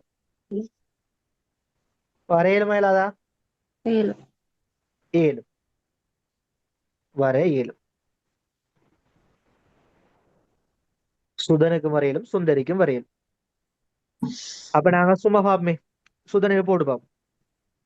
சுதனை விட வயதில் கூடியவராயினும் சுகந்தியை விட வயதில் குறைஞ்சவர் யாரு? எத்தனை பேர் இருக்காங்க? ஒரு ஆள். 3. என்னமா சொல்றீங்க? சுமன், சுதனை விட சுந்தரி, சுரேஷ் 3 பேர். 3 பேர் இருக்காங்க. ஆனா ஆன்சர்ல என்ன தந்திருக்கான்? 1 தான் தந்திருக்கிறான். ஆம். அப்ப ஈ யாரு? சுந்தரி. அப்ப சுந்தரியை விட வயதில் கூடியவராயினும் சுகந்தியை விட வயசுல குறைஞ்சால் யாரு? சுமன். சுமன். ஆன்சர் வந்து 4வது. அவர்கள் வயதில் மிக கூடிய சகோதரன் அல்ல சகோதரியை அறிவிப்பதற்காக பயன்படுத்தியுள்ள ஆங்கில எழுத்து என்ன? சார் 43 கொஞ்சம் திருப்பி விளங்கப்படுத்துங்களேன். 43. பாருங்கம்மா, இந்த ஈ உங்களுக்கு யாருன்னு தெரியுமா? இல்ல. இல்ல. ஈ வந்து அப்ப யார் யாருக்கு வரையலும் மாதிரிக்கு வாய்ப்பு? சுதனுக்கும் சுந்தரிக்கும். சுதனுக்கு வரையலுக்கும். சும்மா சுதனுக்கு போட்டு பாப்போம். அப்ப சுதனை விட வயதில் கூடியவராயினும் என்னது? சுதன். சுதனை விட வயசுல கூடியவராயினும் சுகந்தியை விட வயதில் குறைஞ்சவரு யாருன்னு கேட்காங்க. 3 பேர். 3 பேர் இருக்காங்க. 3 பேர் இருக்க ஆன்சர்ல இல்ல, ஒரு ஆள் தான் இருக்கு. ஒரு ஆள் தான் இருக்கு. அப்ப நாங்க சரி பாப்போமே. அப்ப சுதன் வருவாரா? இல்ல. சுதன் வருவாரா? இல்ல. இல்ல. இல்ல. அவரை ஓ, சுமதி வருவாரா? இல்ல. இல்ல. சுரேஷ் வருவாரா? இல்ல. இல்ல. வரலாம். சுமன் வருவாரா? வரலாம். சோ 2 ஆன்சருக்கு வாய்ப்பு இருக்குல்வா? அப்ப நாங்க ஈய யாருன்னு எடுக்கணும்? சுமன். ஈய யாருன்னு எடுக்கணும்? சுந்தரி. சுந்தரி. நாம ஃபர்ஸ்ட்டுக்கு சுதனுக்கு போட்டு பார்த்தோம், 2 ஆன்சர் வருது. அப்ப ஈய யாருக்கு போட்டு பார்க்கணும் இப்ப? சார், ஓமா, அந்த அட்டவணையில் இருக்கிற ஆர்டர் படி போட்டாலும் ஓகே தானே சார்? அட்டவணையில எப்படிமா ஓர்டர் படி போடுற? சுமதியில ஓர்டருக்குன்னு சொல்லலையம்மா எங்களுக்கு. இல்ல, அவங்க அந்த வயது அடிப்படையில ஆனா ஓர்டர் சொல்லல. சுமதிக்கு சொல்லல. ஆனா நாங்க என்ன செய்யலாம்?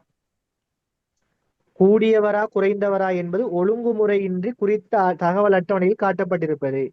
ஒழுங்குமுறையின்றி தான் சொல்லியிருக்கிறான். ரைட்டா? அப்ப நாங்க ஆனா ஒழுங்குமுறையில இருக்குது, எங்களை குழப்பறதை சொல்லி விட்டுருக்கான். சரி, அப்ப நாங்க ஈய யாருன்னு எடுப்போம்? சுந்தர் சுந்தரி எடுத்து பார்த்தோம்டா, சுந்தரியை விட வயசுல கூடியவர் யாரு?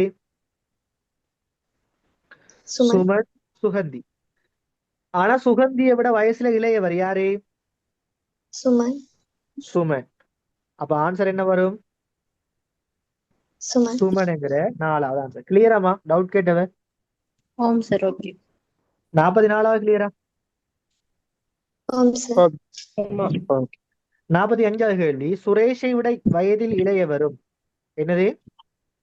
சுரேஷ் சுரேஷை விட வயசுல இளையவர் யார் யார் இருக்காங்க? 3 பேர் இருக்காங்களே. சுதனும் சுமதியும் ஸ்வேதாவும். ஸ்வேதா. இளையவரும் சுதனை விட வயதில் கூடியவரும்.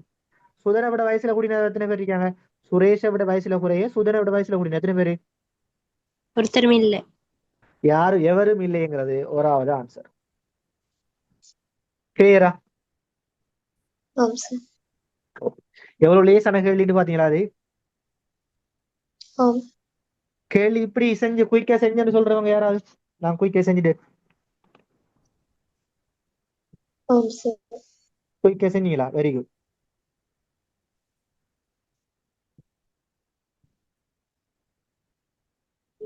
சரி, அடுத்த கேள்விக்குள்ள போவோம். அப்ப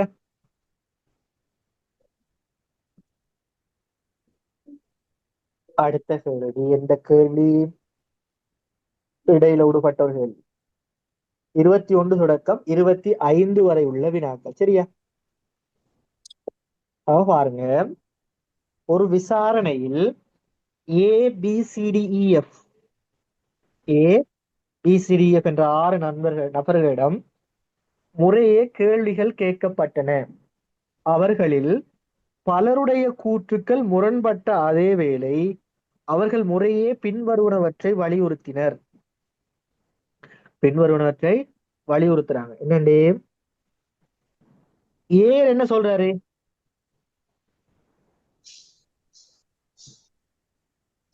ஏர் என்ன சொல்றாரு? இதே மாதிரி கேள்வி படிச்சிருக்கேன் நாங்க. ஏர் என்ன சொல்றாரு? ஏனைய எல்லோரும் உண்மையை கூறுகின்றனர். ஏனைய எல்லோரும் உண்மையை கூறுகின்றனர் என்று சொல்றாரு. பியர் என்னமா சொல்றாரு?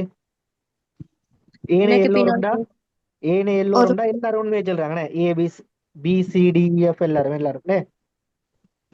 பியர் என்ன சொல்றாரு? எனக்கு பின்னால் பேசும் ஒருவரும் உண்மை கூறுவதில்லை. அப்ப இவர கூற்று என்ன? இவருக்கு பின்னால சொல்ற ஒருத்தரும் என்ன? உண்மை உண்மை இல்ல சொல்லல. உண்மை சொல்லல. அப்ப இவருக்கு முன்னால் பேசினவரு உண்மை சொல்லி உண்மை சொல்றாரு.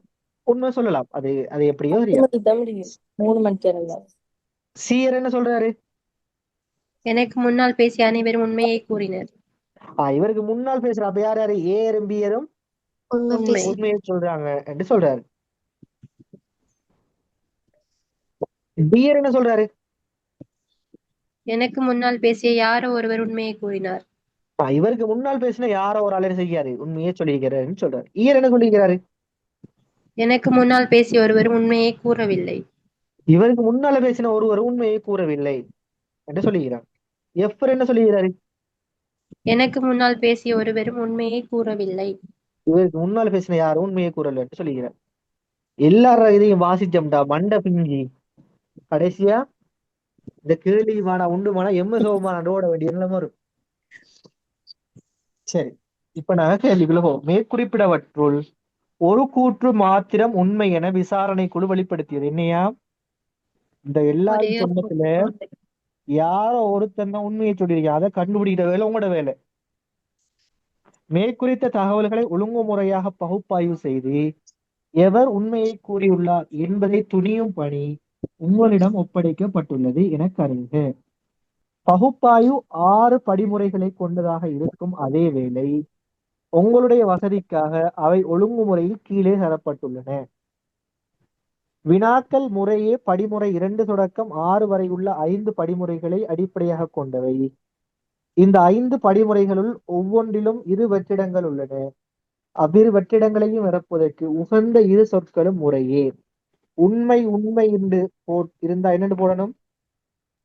1 என்றும், உண்மை பொய் என்று சொன்னா 2 என்றும், பொய் உண்மை என்றா 3 என்றும், பொய் என்றா 4 என்றும் வினாவிற்கு எதிரே உள்ள புள்ளிக்கோட்டின் மீது எழுதுக. சரி, படிமுறை ஒன்றை பாருங்க, செஞ்சு காட்டியிருக்காங்களா? என்னது? ஏ என் கூற்று உண்மை என கொள்வோம். ஏட கூற்று என்னது? உண்மை என்று எடுப்போம். என்னது ஏட கூற்று? எல்லாரும் உண்மை ஏனைய எல்லோரும் உண்மையை சொல்றாங்க என்று எடுத்தா, அது அவர் ஏட கூற்று உண்மை என்று எடுத்தா, அப்போது ஈயின் கூற்று என்ன? உண்மையா? ஈயர் என்ன சொல்றாரு? அவர் எனக்கு முன்னால் பேசி ஒருவரும் உண்மையை கூறவில்லை. அது ஏன் கூற்று என்னது? எனக்கு ஏனைய எல்லோரும் உண்மையை சொல்றாங்க என்கிற கூற்று உண்மை என்று எடுத்தா ஈட கூற்று உண்மையாகுமா இல்லையா? பாருங்க, ஏட கூற்று நீங்க யோசிங்க. ஏ என்ன சொல்றாரு? எனக்கு ஏனைய ஏனைய எல்லோரும் உண்மையை கூறுகின்றார்கள் என்று சொல்றாரு. அதை நீங்க உண்மைன்னு எடுத்துட்டீங்கன்னு சொன்னா, பி செல்றது உண்மைதான், சி செல்றது உண்மைதான், டி செல்றது உண்மைதான், இ செல்றதும் உண்மை. உண்மைதான். அப்ப இ செல்றது உண்மைதானே? ஆமா. இ செல்றது உண்மைதான். எனினும் ஈயின் கூற்று உண்மை எனின், அப்ப ஈட கூற்று உண்மைன்னு எடுத்தோம்டா, ஏன்றது பொய். ஏ போய். அப்போ ஏயின் கூற்று என்னையாகும்? பொய்யாகும். அப்ப பொய்யாகும். ஏட கூற்று பொய்யாகும். அப்ப எனக்கு முன்னால் பேசிய ஒருவரும் உண்மையை கூறவில்லை என்று சொன்னா, ஏக்கு முன்னால பேசின ஒருத்தர் உண்மை ஏட கூற்று என்ன? பொய். பொய். பொய். ஆகவே ஏயின் கூற்று உண்மையாக இருக்க முடியாது. அப்ப நிரூபிக்கம் என்னது? ஏன் கூற்று பொய். அப்ப மஸ்தா நீர் யாரு? பொய்ய சொல்லக்கூடிய பொய். ஏட கூற்று பொய். ரெண்டாவது படிமுறை 2க்கு வருவோம். சீன் கூற்று உண்மை என கொள்வோம். சி என்ன சொல்றாரு? அவருக்கு பின்னால் எனக்கு முன்னால் பேசிய அனைவரும் உண்மையை கூறுகின்றனர் என்று சொல்றாரு. அவருக்கு முன்னால் பேசுற அனைவரும் உண்மையை சொல்றாங்களா? இல்ல. இல்ல. நாங்க என்ன நிரூபிக்க முதலாவது படிமுறையில ஏ பொய் ஏ என்று. போய் சொல்லிருக்காங்க. பொய் சொல்லிக்கணும். அப்ப இவர கூற்று என்ன ஆகுது? போய். சரிங்களா? அப்போது ஏயின் கூற்று என்ன ஆகும்? உண்மையாகும். உண்மையாகும். எனினும் ஏயின் கூற்று உண்மை அல்ல. உண்மை அல்ல என்று என்ன செஞ்சீங்க? நாங்க நிரூபிக்கும். ஏற்கனவே நாம் நிறுவியுள்ளோம். ஆகவே சீயின் கூற்று உண்மையாக இருக்க சீட கூற்று என்ன அறிக்கையில உண்மையாக இருக்கிறார். உண்மையாக இருக்க முடியாது. ஒன்று உண்மை உண்மைதான். உண்டு. உண்மை உண்மை என்று வந்த ஆன்சர் என்ன? ஒன்று. உண்டு. ஒன்று. அப்ப நாங்க ரெண்டாவதுல என்ன முடிவு எடுத்திருக்கோம்? செய்யும் பொய் என்று. சீட கூற்று பொய் என்று எடுத்திருக்கோம். அப்ப நாங்க ரெண்டாவது படிமுறையில சீட கூற்று பொய் என்று எடுத்திருக்கோம். அடுத்தது மூன்றாவது படிமுறைக்கு போவோம். பியின் கூற்று உண்மை என கொள்வோம். பி என்ன சொல்றாரு? உண்மை. எனக்கு பின்னால் பேசும் ஒருவரும் உண்மையை கூறவில்லை என்று சொல்றாரு. சரி, அப்போது டியின் கூற்று என்னையாகும்? பொய். பொய். அப்ப டீட கூற்று பொய்யாகும். இவருக்கு பின்னால் பேசுற ஒருத்தரும் பொய் இது இல்லைன்னு சொன்னா டீட கூற்று பொய்யாகும். இப்ப டீட கூற்று பொய் என்று சொன்னா ஏயினதும் சீனதும் கூற்றுக்கள் உண்மை அல்ல. உண்மை அல்ல என்று என்ன செஞ்சோம்? நாம் ஏற்கனவே நிறுவியுள்ளோம். அப்ப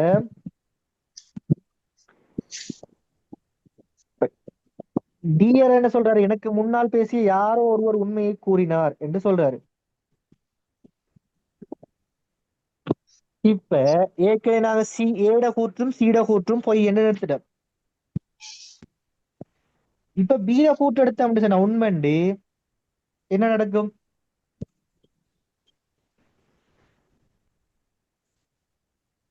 பீட கூற்று உண்மைண்டு எடுத்தோம் அப்படி சொன்னா என்ன நடக்கும்?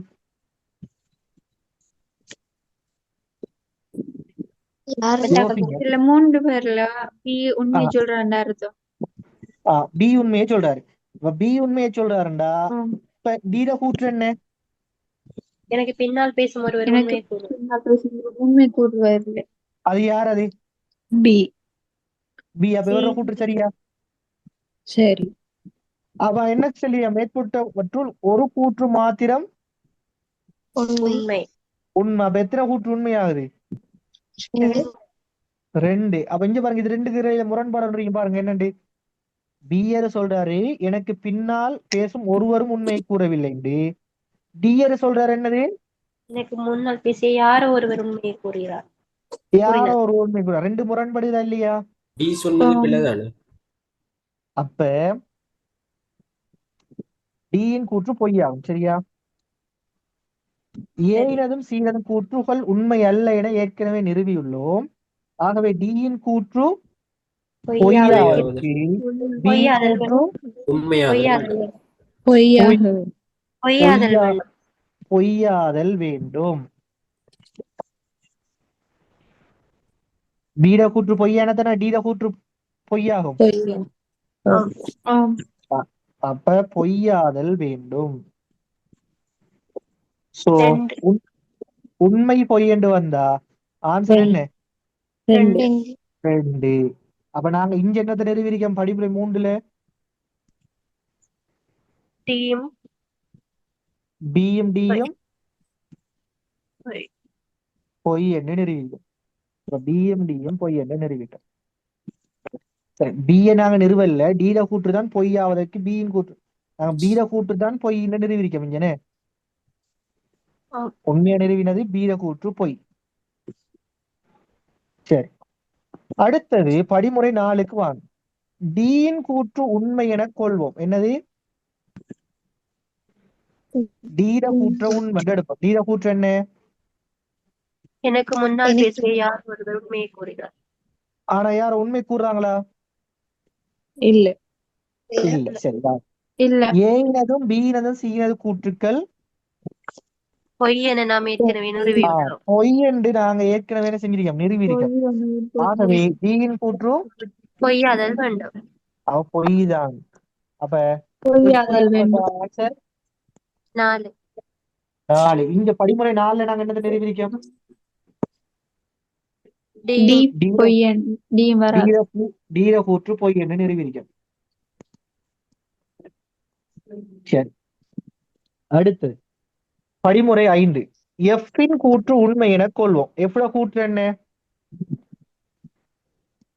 எனக்கு முன்னால் பேசிய ஒருவரும் உண்மையை கூறவில்லை என்று சொல்றாரு. சரி, இந்த வச்சோம்டா. ஈயர் என்ன சொல்றாரு? எனக்கு முன்னால் பேசிய ஒருவர் உண்மையை அவருக்கு கூறவில்லை. முன்னால் பேசிய ஒரு உண்மையை கூறவில்லை. எஃப்ட கூற்று உண்மை எடுங்க. எடுத்த என்ன அர்த்தம்? ஈர உற்று பொய். இடகூற்று பொய். பொய். ஈயர் என்ன சொல்றாரு? எனக்கு முன்னால் பேசிய ஒருவர் உண்மையை கூறவில்லை. அவருக்கு முன்னால் பேசின யாராவது உண்மை சொல்லியிருக்காங்களா? இல்ல இல்ல இல்ல. அது எப்படி அப்ப இவர கூற்று பொய்யாரு? சரி, அப்ப பாருங்க. எஃப்பின் கூற்று உண்மை என கொள்வோம். எஃப்ட கூற்று உண்மை எடுத்தோம்னா அப்போது ஈயின் கூற்று என்னையாகும்? பொய்யா. பொய்யா. அப்ப அவருக்கு முன்னால் பேசின எல்லாரும் ஈக்கு முன்னால் பேசிய அனைவரதும் கூற்றுக்கள் பொய் என நாம் ஏற்கனவே நிறுவியுள்ளோம். அதாவது ஈயின் கூற்று உண்மை என்று. அப்ப ஈட கூற்று எங்களுக்கு என்ன அர்த்தம்? உண்மை. ஏற்கனவே நாங்க என்ன நிரூபிக்கிறோம்? ஈக்கு முன்னால் பேசின எல்லாரும் பொய் என்று நிரூபித்தோம். அப்ப இதன் மூலம் என்ன அர்த்தம்? ஈ உண்மை சொல்றாரு. ஈயர் உண்மை சார், ஈயின் கூற்று பொய் தானே சார்? என்ன பாருங்க. எஃப்பின் கூற்று உண்மை என்றா ஈயின் கூற்று பொய் தானே? அதான். அப்போது ஈயின் கூற்று பொய். ஆம். சரி, ஈயிற்கு முன்னால் பேசிய அனைவரது கூற்றுக்கள் பொய் என நாம் ஏற்கனவே என்ன செஞ்சிருக்கோம்? நிறுவியுள்ளோம். நிறுவியுள்ளோம். ஈக்கு முன்னால் பேசின அகல்ற கூற்றுக்கள் எல்லாம் பொய் தானே? ஆம். அப்ப பொய் என்று சொன்னா ஈட கூற்று என்ன? உண்மை. உண்மை. அப்ப உண்மைதானே? ஈட கூற்று உண்மைதானே? ஆம்.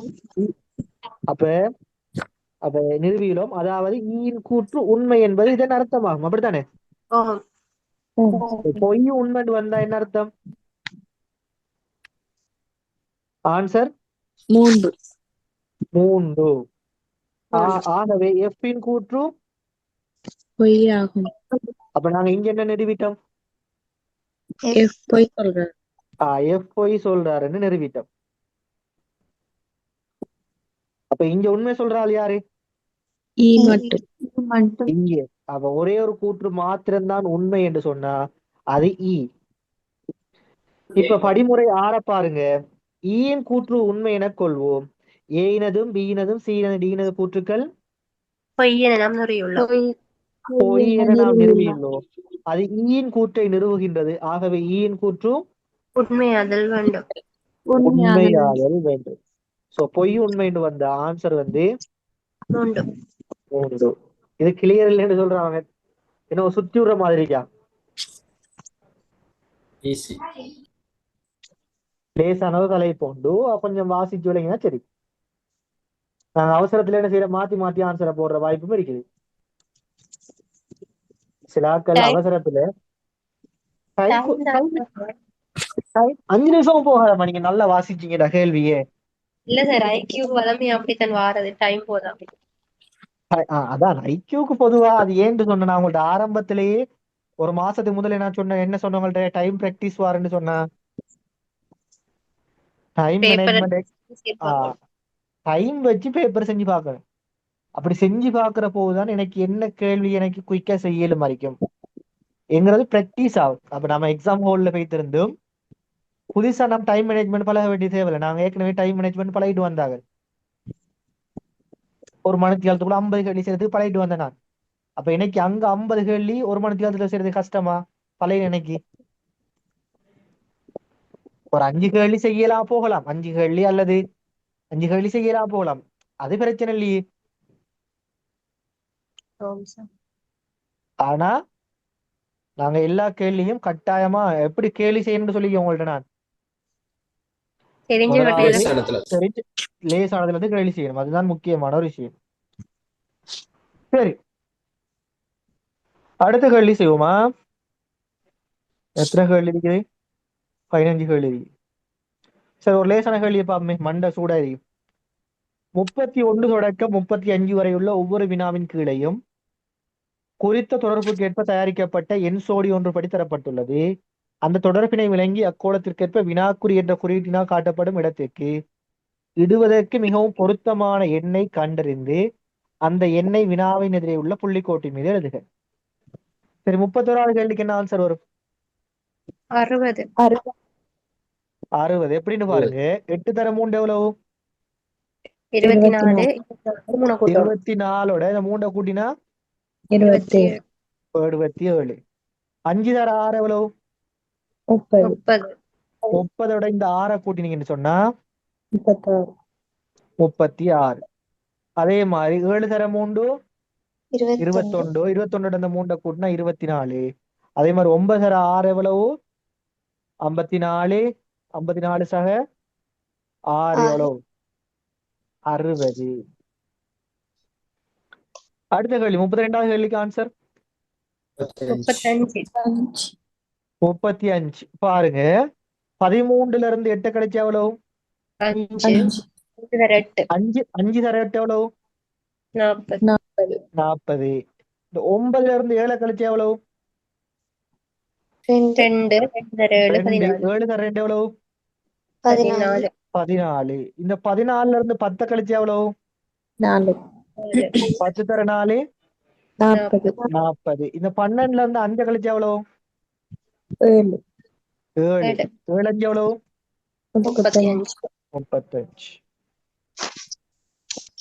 அதே மாதிரி 33வது கேள்விக்கு ஆன்சர் 73. 73. பாருங்க, 4 வர்க்கம் எத்தனை? 16. 6 வர்க்கம் 36. 36. 16 36 52. 52. 3 வர்க்கம் 9. 7 வர்க்கம் 49. 49 58. 6 வர்க்கம் 36. 2 வர்க்கம் 4. 36 4 40. அப்ப 8 வர்க்கம் 64. 3 வர்க்கம் 9. ஆன்சர் வந்து 73. எக்ஸ்கியூஸ் மீ சார், ஓமா கொஞ்சம் ஸ்லோவா போறீங்களா?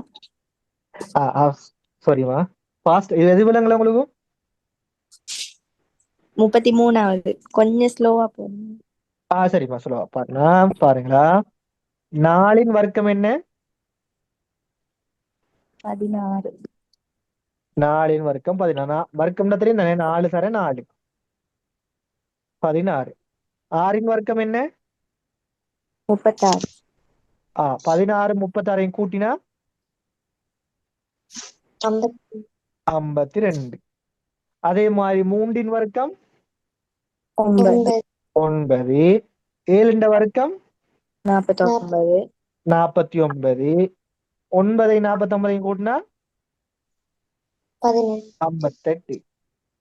அதே மாதிரி 6 வர்க்கம் 36. 2 வர்க்கம் 4. 36 4 40. 40. 8 வர்க்கம் 64. 64. 3 வர்க்கம் 9. 9. 64 9 கூட்டினா 73. 73. ஸோ ஆன்சர் வந்து 73. சரியா? Okay sir.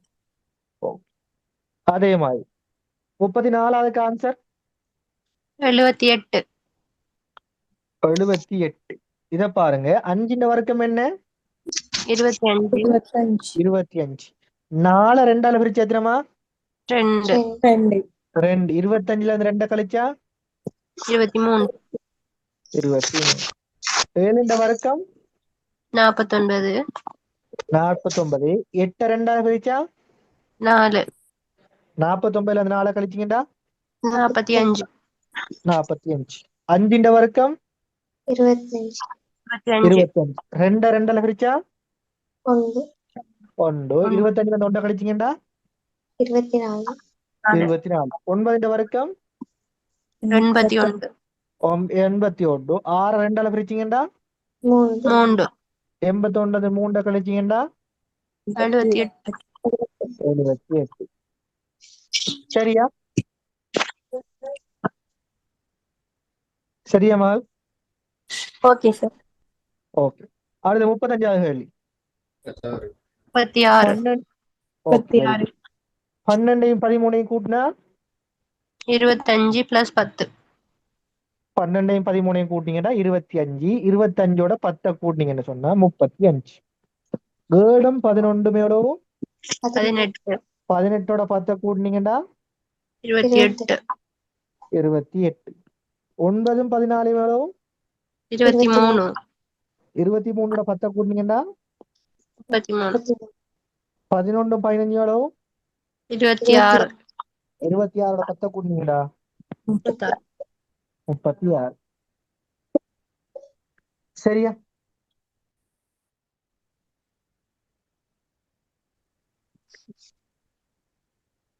ஓகே.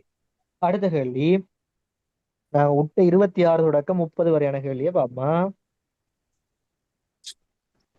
சரி. 26 தொடக்கம் 30 வரையிலான வினாக்கள் குறித்த 6 நபர்கள் செய்யும் தொழில்கள் மற்றும் அவர்கள் வசிக்கும் பிரதேசங்கள் தொடர்பான கீழே உள்ள தகவல்களை அடிப்படையாக கொண்டவை. என்ன கேள்வி? தகவல் ஒழுங்கமைப்பு. தகவல் ஒழுங்கமைப்பு, தரவுகளை ஒழுங்கமைப்பு. என்னென்ன விஷயம்? 2 விஷயங்கள் எடுக்கட்டும். என்னென்ன விஷயம் இருக்கலாம்? 6 பேரும் நபர்கள், தொழில்கள். அவர்கள் தொழில்கள். செய்த தொழில்கள். தொழில்கள். இடமும் எடுக்கலாம் தானே சார்? இப்ப நாங்க பார்க்கணும் செய்யற தொழில் எடுக்கிறையா இடத்தை எடுக்கிறியான்னு. எது கூட வந்துருக்கீங்கன்னு பாருங்க. தொழில். 2 எடுக்கலாம். தொழிலையும் எடுத்து. எது கூடுதலா வந்திருக்கு? இடம் கூடுதலா வந்திருக்கீங்க. இடமடம். ஆம் சார். இடம் கூடுதலா வந்திருக்கு. அப்ப நாங்க இடத்தை எடுப்போம். கைலேசி 5 போடவா? யார் யாரு அவங்க? சயந்தன். கொஞ்சம் அஜன். ஸ்பிளிட் பண்ணி 2 எடுக்க. 2 லேசி எங்களுக்கு.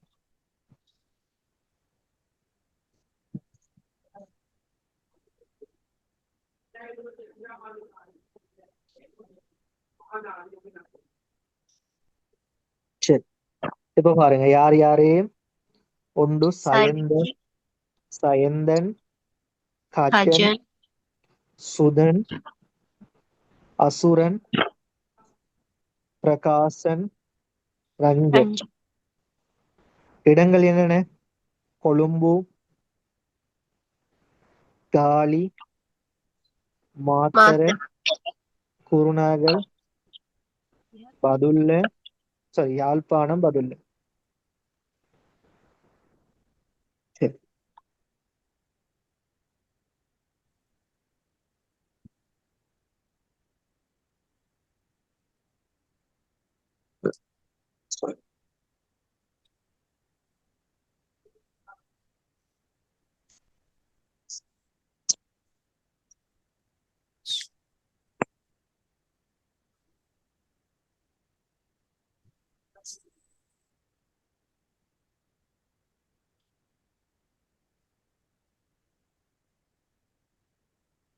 சரி இப்ப கேள்வியை வாசிப்போம்.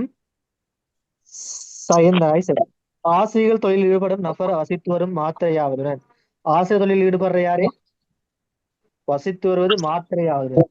அப்ப மாத்திரையில வசிக்கிறவர் எங்க யாருன்னா ஆசிரியர் தொழில் செய்கிறவர்.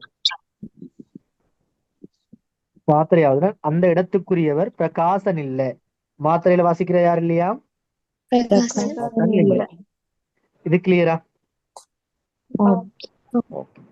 மேலும் அவர்கள் கொழும்பு மாத்திரையாவது போட்டாச்சு. ஒரு பிரதேசத்துல இருந்து ஒருவர் படி வசித்து வராங்களா? சயந்தன் வசித்து வருவது கொழும்பில் ஆகும். சயந்தன் எங்கேயா? கொழும்பு. கொழும்பு. சயந்தன் கொழும்புனா வேற எங்கேயா வசிப்பாரா? இல்ல, ஒரு ஆள் ஒரு இடத்துல வசிப்பார். கொழும்புல ஒரு ஆள் வசிச்ச வேற எங்கேயா வசிப்பாரா? இல்ல. இல்ல. சரி. அடுத்தது பிரகாசன் வசித்து வருவது யாழ்ப்பாணத்தில் ஆகும். பிரகாசன் எங்கேயா? யாழ்ப்பாணம். யாழ்ப்பாணம். அப்ப யாழ்ப்பாணம்டா மற்றது எல்லாத்தையும் விட்டு விடுவோம். சரி. அடுத்தது அசுரன் பொறியியலாளராவது வசித்து வருவது காலியில் இல்லை. அசுரன் யாரா? பொறியியல். அவர் எங்க வசிக்கிற இல்லையா? காலியில இல்லை. காலி மாத்திரையில வசிப்பாரு அசுரன்? இல்ல. இல்ல. மாத்திரையில வசிக்கிற யாரு? ஆசிரியர். சுதன். ஆசிரியர். ஆசிரியர். அவ பொறியியலாளர். அசுரன் பொறியியலாளர். மாத்திரை வசிக்கிறவர் ஆசிரியர். அப்ப அசுரன் வந்து மாத்திரையில வசிப்பாரா? இல்ல. இல்ல. சரி. யாழ்ப்பாணத்தை வசிக்க மாட்டார். சரி. அடுத்தது கஜன் ஒரு சட்டத்தரணி ஆவார். கஜன் யாரா? சட்டத்தரணி. சட்டத்தரணி. கஜன் வந்து மாத்திரையில சாரி சட்டத்தரணி வந்து மாத்திரையில வசிப்பாரா? இல்ல. இல்ல. அது வெட்டியாச்சு. அடுத்தது எழுத்தாளராக கடமையாற்றுவர் மதுரையில் வசித்து வருவதோடு. மதுரையை வசிக்கிறவர் எங்க எப்படிப்பட்டாலா? எழுத்தாளர். எழுத்தாளர். அப்ப பாருங்க, கஜன் ஒரு மதுரையில் வசிப்பாரா? இல்ல. இல்ல. இல்ல. கஜன் சட்டத்தரணி, பதிலில் வசிக்கிறவர் எழுத்தாளர். அசுரன் பதிலில் வசிப்பாரா? இல்ல. இல்ல. அவர் இல்ல. பொருளியல். அவ அசுரன் எங்க வசிப்பாரு? அவர் வந்து குருநாகல். பலன் செய்கிற குருநாகல்ல. குருநாகல் வசிக்கிறவர் வந்து பொறியியலாளர். சரி. காலில வசிக்கிறவர் யார்? அப்ப எக்ஸ்கியூஸ் மீ. சட்டத்தரணி. சார் அந்த இப்ப சொன்னது ஒரு கதிரி பேருக்க சொல்லுங்க கொஞ்சம். இதாயிட்டு மிஸ்டேக் ஆயிடுச்சு. பாருங்க, அசுரன் வந்து பாருங்க, கஜன் வந்து பதுளையில வசிப்பாரா? இல்ல. இல்ல. இல்ல. ஏன் வசிக்க மாட்டாரு? சட்டத்தரணி. கஜன் வந்து பதில வந்து எழுத்தாளர் கொண்டிருந்தது. எழுத்தாளர் தானே வரும். ஓ, கஜன் வந்து சட்டத்தரணி, பதுளையில வசிக்கிறவர் எழுத்தாளர். சோ கஜன் சட்டத்தரணி வந்து பதுளையில வசிக்க மாட்டார். ஏன்னா பதுளையில வசிக்கிறவர் எப்படிப்பட்டால் எழுத்தாளர் நினைப்பார். அசுரன் வந்து பதுளையில வசிப்பாரா? இல்ல. இல்ல. இல்ல. ஏன்னா அசுரன் வந்து பொறியியலாளர், பதுளையில வசிக்கிறாலும் எழுத்தாளர். சோ இது வர மாட்டேன். அப்ப அசுரன் எங்க வசிப்பாரு? குருநாகல். பலன் சரிகிற இந்த குருநாகல் மட்டும்தான். அப்ப குருநாகல்ல வசிக்கிறவர் யாரு? அசுரன். அசுரன் பொறியியலாளர். இப்ப கஜன் எங்க வசிப்பாரு? காலி. பலன்ஸ் பாருங்க, கஜனுக்கு எந்த இடம் பலன்ஸ் இருக்குது? காலி காலி. அப்ப காலியில வசிக்கிறாள் யாரு? கஜன். சட்டத்தரணி. அப்ப கஜன் வசிச்சாருன்னா வேற யாராவது வசிப்பாங்களா? இல்ல. இல்ல. சரி. அடுத்தது எழுத்தாளராக கடமையாற்றுபவர் பதுளையில் வசித்து வருவதோடு அந்த இடத்துக்குரியவர் சுதன் இல்லையாம். பதுளையில வசிக்கிறது யார் இல்லையாம்? சுதன் இல்ல. அப்ப யார் பதுளையில வசிக்காரு? ரஞ்சன். ரஞ்சன் பதுளையில வசிச்சா. ரஞ்சன் என்ன எப்படிப்பட்டால்? ஆசிரியர். இப்ப பாருங்க, ஆசிரியர் எங்க வசிப்பாரு? மாத்திரையில வசிக்கிறவர் யாரு? ஆசிரியர். அதான் ஆசிரியர் மாத்திரையில வசிக்கிறவர் யாரு? சுதன். சுதன். சுதன். ஒரே ஒரு இடம் ஸ்பேஸ் தானே இருக்கு. சுதன். அப்ப சுதன் எப்படிப்பட்டால்? ஆசிரியர். ஆசிரியர். சரி. சயந்தன் எப்படிப்பட்டால்? கொழும்புல வசிக்கிறார். கொழும்புல வசிக்கிறாரு. யார் அவரு? அவர் வந்து சாவலில தருவார். டாக்டராகவும் இருக்கலாம், இல்லாட்டி கணக்காளராகவும் இருக்கலாம். வைத்தியராகவும் இருக்கலாம் அல்லது கணக்காளர் அறிக்கலாம். கணக்காளராகவும் இருக்கலாம். அதே மாதிரி பிரகாசன் பிரகாசன் தான் வைத்தியராகவும் இருக்கலாம், கணக்காளராகவும் இருக்கலாம். யாருன்னு தெரியும். இந்த ஆறுகளிலும் வைத்தியர், சட்டத்திறன், ஆசிரியர். சரி. இந்த தகவல்களுக்கு ஏற்ப கீழே உள்ள ஒவ்வொரு வினாவிற்குமான சரியான விடையை தெரிவு செய்து அதற்குரிய தெரிவினது இலக்கத்தை வினாவின் எதிரே உள்ள புள்ளிக்கோட்டின் மீது எழுதுக. நிச்சயமாக சரியான தொடர்பு ஒன்றாக அமைவது இவற்றுள் எது? பொறியியலாளர். நிச்சயமாக சரியாக தொடர்பு. கொழும்புல வசிக்கிறவர் சட்டத்தரணியம். சரியா? இல்ல. சட்டத்தரணி எங்க வசிக்கிறவரு? காலி. காலி. காலிய வசிக்கிறவர் வைத்தியராம். சரியா? இல்ல. காலிய வசிக்கிறவர் யாரு? சட்டத்தரணி. ஒரு நாகல் வசிக்கிறவர் பொறியியலாராம். சரியா? சரி. யாழ்ப்பாணத்துல வசிக்கிறவர் கணக்காளராம். சரியா பிள்ளையா? தெரியாது. யாழ்ப்பாணத்துல வசிக்கிறவர் வைத்தியராக இருக்கலாம், ரெண்டாவது கணக்காளராக இருக்கலாம். ரெண்டு வேலை யாராவது இருக்கலாம். சோ ஆன்சர் வந்து மூன்றாவது. அடுத்த கேள்வி, பிரகாசன் செய்து வரும் தொழில் என்ன?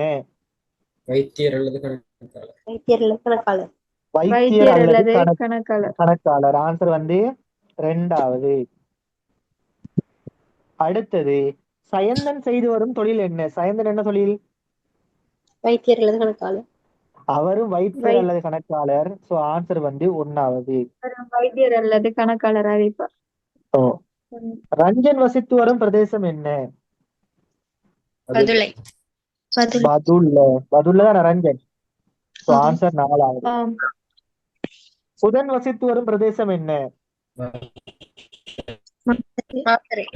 மாத்தறை. சோ ஆன்சர் வந்து இரண்டாவது. கிளியரா?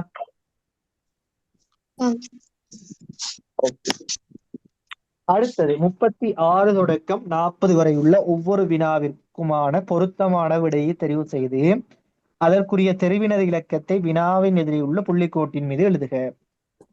குறித்த ஒரு கிராமம் ஒன்றில் உள்ள விகாரை, தேவாலயம், கோயில் என்பவற்றின் மணிகள் முறையே 20 நிமிடங்களுக்கு, 30 நிமிடங்களுக்கு, 45 நிமிடங்களுக்கு ஒரு தடவை என்றவாறு முழு கிராமத்திற்கும் கேட்கும் வண்ணம் ஒலிக்கிறது. குறித்த ஒரு நாளொன்றிலே பிற்பகல் 6 மணிக்கு இந்த 3 மணிகளும் ஒருமித்து ஒலித்தன எனின் மீண்டும் அந்த 3 மணிகளும் எத்தனை மணிக்கு ஒருமித்து ஒலிக்கும்? 9 மணி. இரவு 9 மணி. என்ன தேவையில்ல கேள்வி ஒன்று கேட்டு விட்டுருக்கானே. இல்ல ஓகே பாருங்க, விகாரையில் எவ்வளவு டைமுக்கு ஒருக்கா பெல் அடிக்குமா? 20 நிமிஷத்துக்கு ஒருக்கா. தேவாலயத்துல எவ்வளவு டைமுக்கு ஒருக்கா பெல் அடிக்குமா? 30 நிமிஷத்துக்கு ஒருக்கா ஒரு பெல் அடிக்குமா? அப்ப ஒரு மணிக்கு அதுல எத்தனை அடிக்கும்? 2. கோயில்ல 45 நிமிஷத்துக்கு ஒருக்கா பெல் அடிக்குமா? இந்த மூன்றும் சேர்ந்து ஒரே டைம்ல அடிச்சு எத்தனை மணிக்கா? 6 மணிக்கா? 6 மணிக்கு. திரும்ப மீண்டும் எத்தனை மணிக்கு? மூன்றும் சேர்ந்து ஒரே ஒலிக்கும் கேட்காங்க ஒருமித்து. அப்ப என்ன செய்யணும்டா, இந்த மூன்றுக்கும் நாங்க போமசி பார்க்கணும். எப்படி பாக்குறேன்? 20க்கும் 30க்கும் 45க்கும் போமசி பார்க்கணும். ரெண்டால பிரிச்சா 10, 15, 45. திரும்ப ரெண்டால பிரிச்சா 5, 15, 45.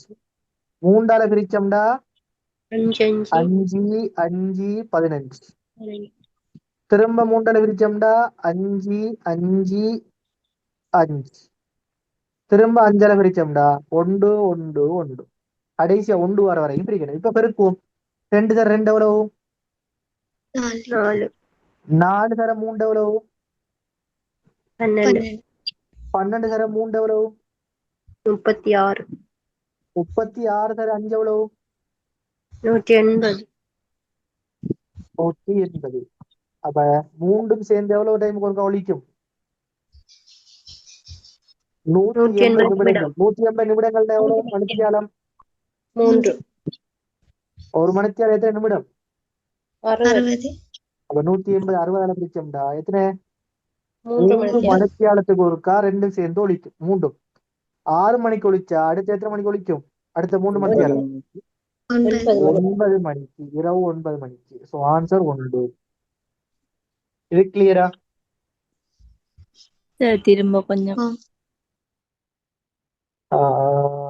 எது மகள் விலங்கல் உங்களுக்கு ஃபுல்லா விலங்கலே ஆமா பாருங்க. விகாரையில எவ்வளவு டைமுக்கு ஒருக்கா பெல் அடிக்கும்? 20 நிமிஷம் 20 நிமிஷத்துக்கு ஒருக்கா. அப்ப ஒரு மணித்தியாலத்துல எத்தனை நேரம் அடிக்கும்? 3 தரம் 3 தரம் அடிக்கும். தேவாலயத்துல எத்தனை மணித்தியாலத்துக்கு ஒருக்கா எவ்வளவு டைமுக்கு ஒருக்கா அடிக்கும்? 30 நிமிஷம் 30 நிமிஷத்துக்கு ஒருக்கா. கோயில்ல எவ்வளவு டைமுக்கு ஒருக்கா பெல் அடிக்கும்?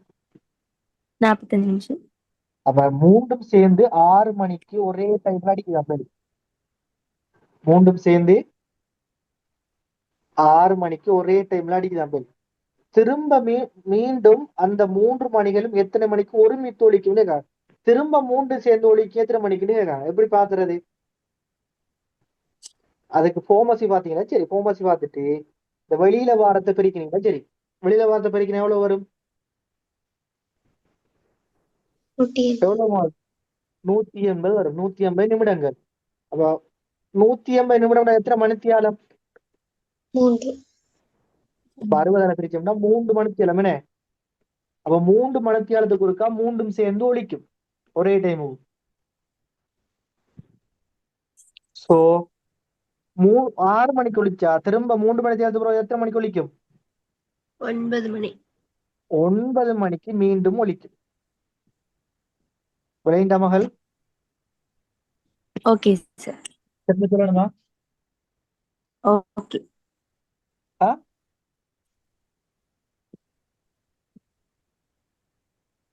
விளங்கிட்டு சார். ஓகே, விளையாண்டு. Very good.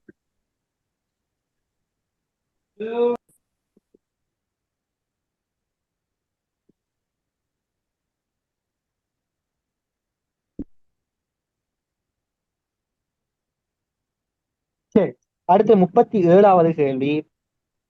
சதுர வடிவான காணி ஒன்றை சுற்றி வேலிகள் அமைப்பதற்கு சமனான இடைவெளியை கொண்ட 100 கம்பிகள் நடப்பட்டன. அந்த காணியின் சுற்றளவு எவ்வளவா? 900 மீட்டர் 900 மீட்டர் எனில் நடப்பட்டுள்ள கம்பி தூண்கள் இரண்டுக்கிடையிலான இடைவெளி எத்தனை மீட்டர்கள் ஆகும்? 9 மீட்டர் 9 மீட்டர். அது ஒரு கஷ்டம் இல்லை. என்ன செய்யறது? 900 100 பிரிச்சு 100 பிரிச்சுட்டா சரி, எத்தனை இடைவெளி வரும்? 9 9. சோ ஆன்சர் வந்து 2வது. சரியா? Okay sir. ஓகே. வகைப்படுத்தப்பட்ட விளம்பர பகுதி விளம்பரம் செய்வதற்கான செலவாக ஒரு செய்தித்தாள் கம்பெனியானது முதல் 20 சொற்களுக்கு ரூபாய் 18. முதல் 20 சொற்களுக்கு எவ்வளவா? 18 ரூபாய். ஒரு சொல்லுக்கு 18 ரூபாய் படி. அப்ப எவ்வளவு வரும்? 20 சொல்லுக்கு வரும் 360 ரூபாய் வரும். முதல் 20 சொற்களுக்கு எவ்வளவு வரும்? 360 360 மற்றும் ரூபாய் 18 மற்றும் மேலதிக ஒவ்வொரு சொல்லுக்கும் 25 ரூபாய் வீதம் அறவிடுகிறது. மேலதிகமா ஒவ்வொரு சொல்லுக்கு எவ்வளவா? 25 ரூபாய் 25 ரூபாய். விளம்பரம் ஒன்றுக்கு ரூபாய் 680 செலவானால் எவ்வளவு செலவாகுது? இப்ப 660 60 ரூபாய். அப்ப முதல் 20 சொற்களுக்கு எவ்வளவு கழியும்? 360. அப்ப 660 360 கழிஞ்சா எத்தனை சொல் எவ்வளவு இருக்கு பேலன்ஸ்? 300. 300 ரூபாய் இருக்கேனே. ஒரு சொல்லுக்கு எவ்வளவு மேலதிகமான ஒரு சொல்லுக்கு?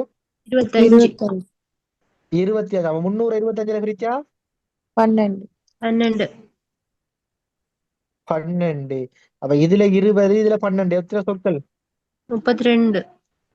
32 சொற்கள். ஆன்சர் வந்து 2வது. இது விலங்கல்னு சொல்றாங்க. என்னண்டா ஒரு விளம்பர கம்பெனி ஒன்று இருக்காம். விளம்பர கம்பெனி என்ன செய்யுதுண்டா, நீங்க விளம்பரம் செய்யறதுக்கு முதல் 20 சொற்களுக்கு எவ்வளவாம்? 18. 18 ரூபாய் படியும். மேலதிகமான ஒவ்வொரு சொல்லுக்கு எவ்வளவாம்? 25. 25 ரூபாய் படியும் செலவாகுதான். இப்ப நாங்க யோசிச்சு பாருங்க, முதல் 20 சொற்களுக்கும் 18 ரூபாய் படி எவ்வளவு வரும்? 360. 360 ரூபாய் வரும். ஆனா இவர் எவ்வளவு செலவு செய்யறாரு விளம்பரத்துக்காண்டி? 660. 60 ரூபாய். அப்ப 660 ரூபாவோட முதல் 20 சொற்களையும் கழிப்போம். கழிச்சா எவ்வளவு? 660 360 கழிச்சா 300. என்ன 300. 300 ரூபாய்க்கு மேலதிகமான செஞ்சிருக்காரு, விளம்பரம் செஞ்சிருக்காரு. 300 ரூபாண்டா ஒரு மேலதிகமான சொற்களுக்கு எவ்வளவு? 25 ரூபா. அப்ப 325 பிரிச்சோம்டா எவ்வளவு? 12 முறை. 12. அப்ப மேலதிகமற்ற சொற்கள் இருக்கு 12 சொல். 12 சொற்கள். அப்ப ஆரம்பத்துல 20 சொற்கள், மேலதிகமா 12 சொற்கள். மொத்தம் எத்தனை சொற்கள்? 32. 12 சொற்கள். அது சரி. 39வது கேள்விக்கு என்ன ஆன்சர் வரும்? 180. 10. 39 காசு. ஓ, 39. 2வது ஆன்சர். இரண்டாவது. சரி, பாப்பா. குறித்த ஒரு நபரிடம் 480 ரூபாய்கள் உள்ளன. அந்த பணமானது அவரிடம் இருப்பது 1 ரூபாய், 5 ரூபாய் மற்றும் 10 ரூபாய் நாணய குற்றிகள் ஆகும். 480 ரூபாய் எப்படி இருக்குதாம்? 1 ரூபா, 5 ரூபா, 10 ரூபா குத்திகளா? 1 ரூபா குத்தியாகவும் 5 ரூபா குத்தியாகவும் 10 ரூபா குத்தியாகவும் இருக்குதாம். ஒவ்வொரு பணக்குற்றிகளின் வகைகளிலும் சமனான எண்ணிக்கைகளை அவரிடம் இருந்தால் அவரிடம் உள்ள 10 ரூபாய் நாணயங்களின் பெறுமதி என்ன? என்னையாம்? 1 ரூபா குத்தி எத்தனை இருக்குதோ அதே அளவுதான் 5 ரூபா குத்தியும் இருக்குதாம். அதே அளவுதான் 10 ரூபா குத்தியும் இருக்குதாம். சமனான எண்ணிக்கை. இப்ப பார்ப்போம். 1 ரூபா எத்தனை குத்தி இருக்கும்? 40. எக்ஸ் எடுப்போம். அது தெரியாத எங்களுக்கு, அதையும் கூட்டுற. 5 ரூபா எத்தனை குத்தி இருக்கும்? X. எக்ஸ். எத்தனை குத்தி இருக்குதோ 1 ரூபா குத்தி எத்தனை இருக்கோ அதே குத்தியா எக்ஸ். சக 10 ரூபா எத்தனை குத்தி இருக்கும்? X. X. எக்ஸ். அப்ப ஒரு எக்ஸ் எவ்வளவு? எக்ஸ். 5 தர எக்ஸ் எவ்வளவு? 5x. 10 தர எக்ஸ் எவ்வளவு? 10x. 10. எல்லாத்தையும் கூட்டினது எக்ஸ். 415. 16 எக்ஸ். 16x. 16 எக்ஸ் எவ்வளவு சமன்? 480. 16 எக்ஸ் 480. எக்ஸ் எவ்வளவு?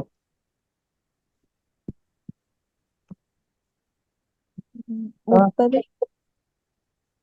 எக்ஸ் வந்து 30. இப்ப கேட்கிறான் எக்ஸ்னா 30. அப்ப 30 தர 10 எவ்வளவு? 300. 300. அப்ப அவரிடம் இருந்த 10 ரூபாய் நாணயங்களின் பெறுமதி என்ன? பெறுமதி என்ன? 300. 300 ரூபாய். 10 ரூபா 300 ரூபாய். 5 ரூபாய் எவ்வளவு? 5 தர 30 எவ்வளவு? 30. 150. 150. இது 300, 150. 1 தர 30 எவ்வளவு? 30. 30. 30 150.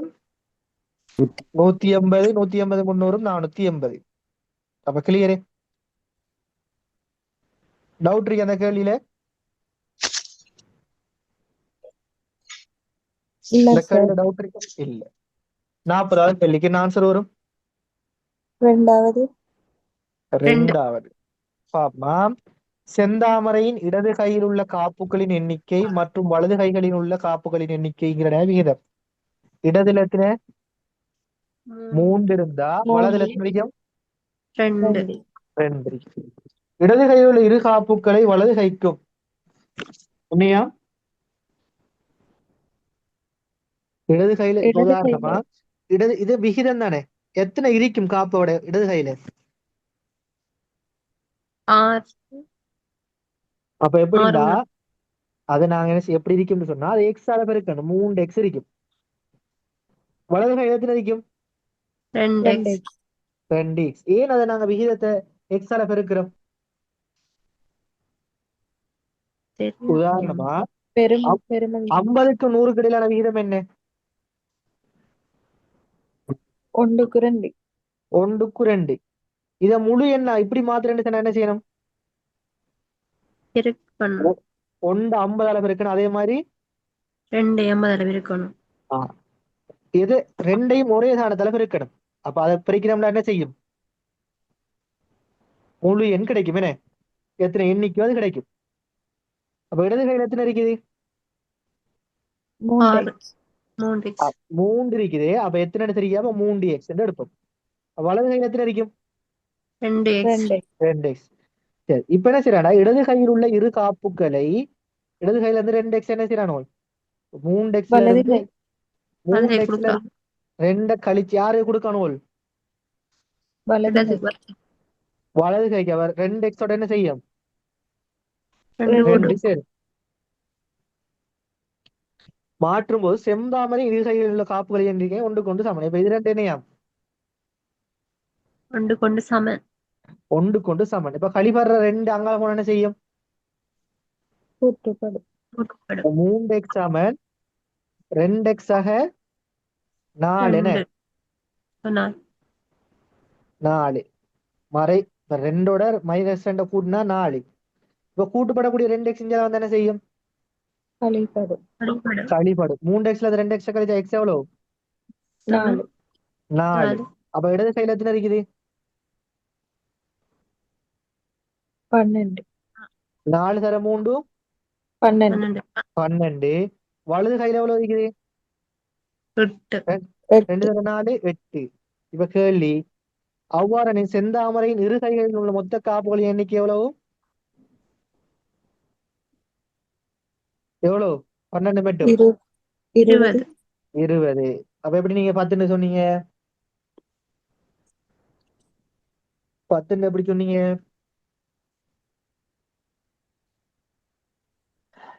விளையாண்டாப்ப கேள்வி இது விலங்குகள் சொல்லுங்க, திரும்ப சொல்லி தருவேன். திரும்ப இருக்க சொல்லுங்க சார் ஓகே, திரும்ப சொல்றேன் பாருங்க. எப்படி பாக்குற? விகிதம் என்ன விகிதம்? 3க்கு 2 இப்ப நான் இப்படி சொல்லித்தாங்க.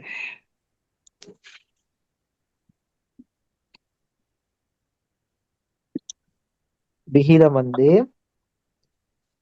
இடது கைக்கும் வலது கைக்கும் இடையிலான விகிதம். இடது கையில 3 இருந்தா வலதுல எத்தனை இருக்கும்? 2 இருக்கும். விகிதத்துல இருந்து முழுசுக்கு மாத்துங்க. எப்படி முழுவதுமா மாற்ற முழு எண்ணுக்கு மாத்துற? பெருக்கணும் நாங்க இதை எதால பெருக்கிறோமோ அதால பெருக்கணும். இப்ப எங்களுக்கு எத்தனை ஆள் பெருக்கப்படுதுன்னு தெரியுமா? தெரியும். அப்ப நாங்க 3x இதுல இன்னைக்கு எத்தனை 2x எடுப்போம். வலது கையில எவ்வளவு இருக்குது? 3x 3x. வலது கையில 2x 2x. இப்ப என்ன செய்யறான்டா, இடது கையில் உள்ள இரு காப்புகளை இடது கையில இருந்து 2 காப்பு என்ன செய்யறான் வலது கைக்கும் இதை விட்டுட்டோமே. வலது கையில் உள்ள ஒரு காப்பை இடது கைக்கு மாற்றும் போது கொஞ்சம் இருங்களா, நாங்க இது 20ன்னு மாத்தி விட்டுட்டோம். கொஞ்சம் இருங்க. என்னது? இடது கையில் உள்ள 2 காப்பை என்ன செய்யறாங்க வலது கை கொடுக்காங்க. 3xல இருந்து 2 கழிச்சு வலது கைக்கு எவ்வளவு வரும்? 2x ஆக 2. இது விளங்கிட்டா? ஓம் சார் வலது கைக்கும் திரும்ப வலது கையில் உள்ள ஒரு காப்பை இடது கைக்கும். வலது கையில இருந்து ஒரு காப்பு என்ன செய்றாங்க இடது கைக்கு. அப்ப இந்த 2x 2ல இருந்து 1 போனா எவ்வளவு? 2x 1 1. இதோட வந்து 1 சேர்ந்தா எவ்வளவு இடது கையோட? 3x சயம் 1 3x சய 1 1 1. அப்ப இது என்னையாம்? சமணம். இப்ப இது சமன்டா. இது கழிப்படுற ஒன்று அங்கால போனா என்ன செய்யும்? கூட்டுப்படும் 3x சமன் 2x ஆக 2 கூட்டுப்படக்கூடிய 2x இங்க வந்தா கழிப்படும் கழிப்படும். x 2. சமன் 2. x சமன் 2 ஆம் அப்ப 3xங்கிறது எவ்வளவு?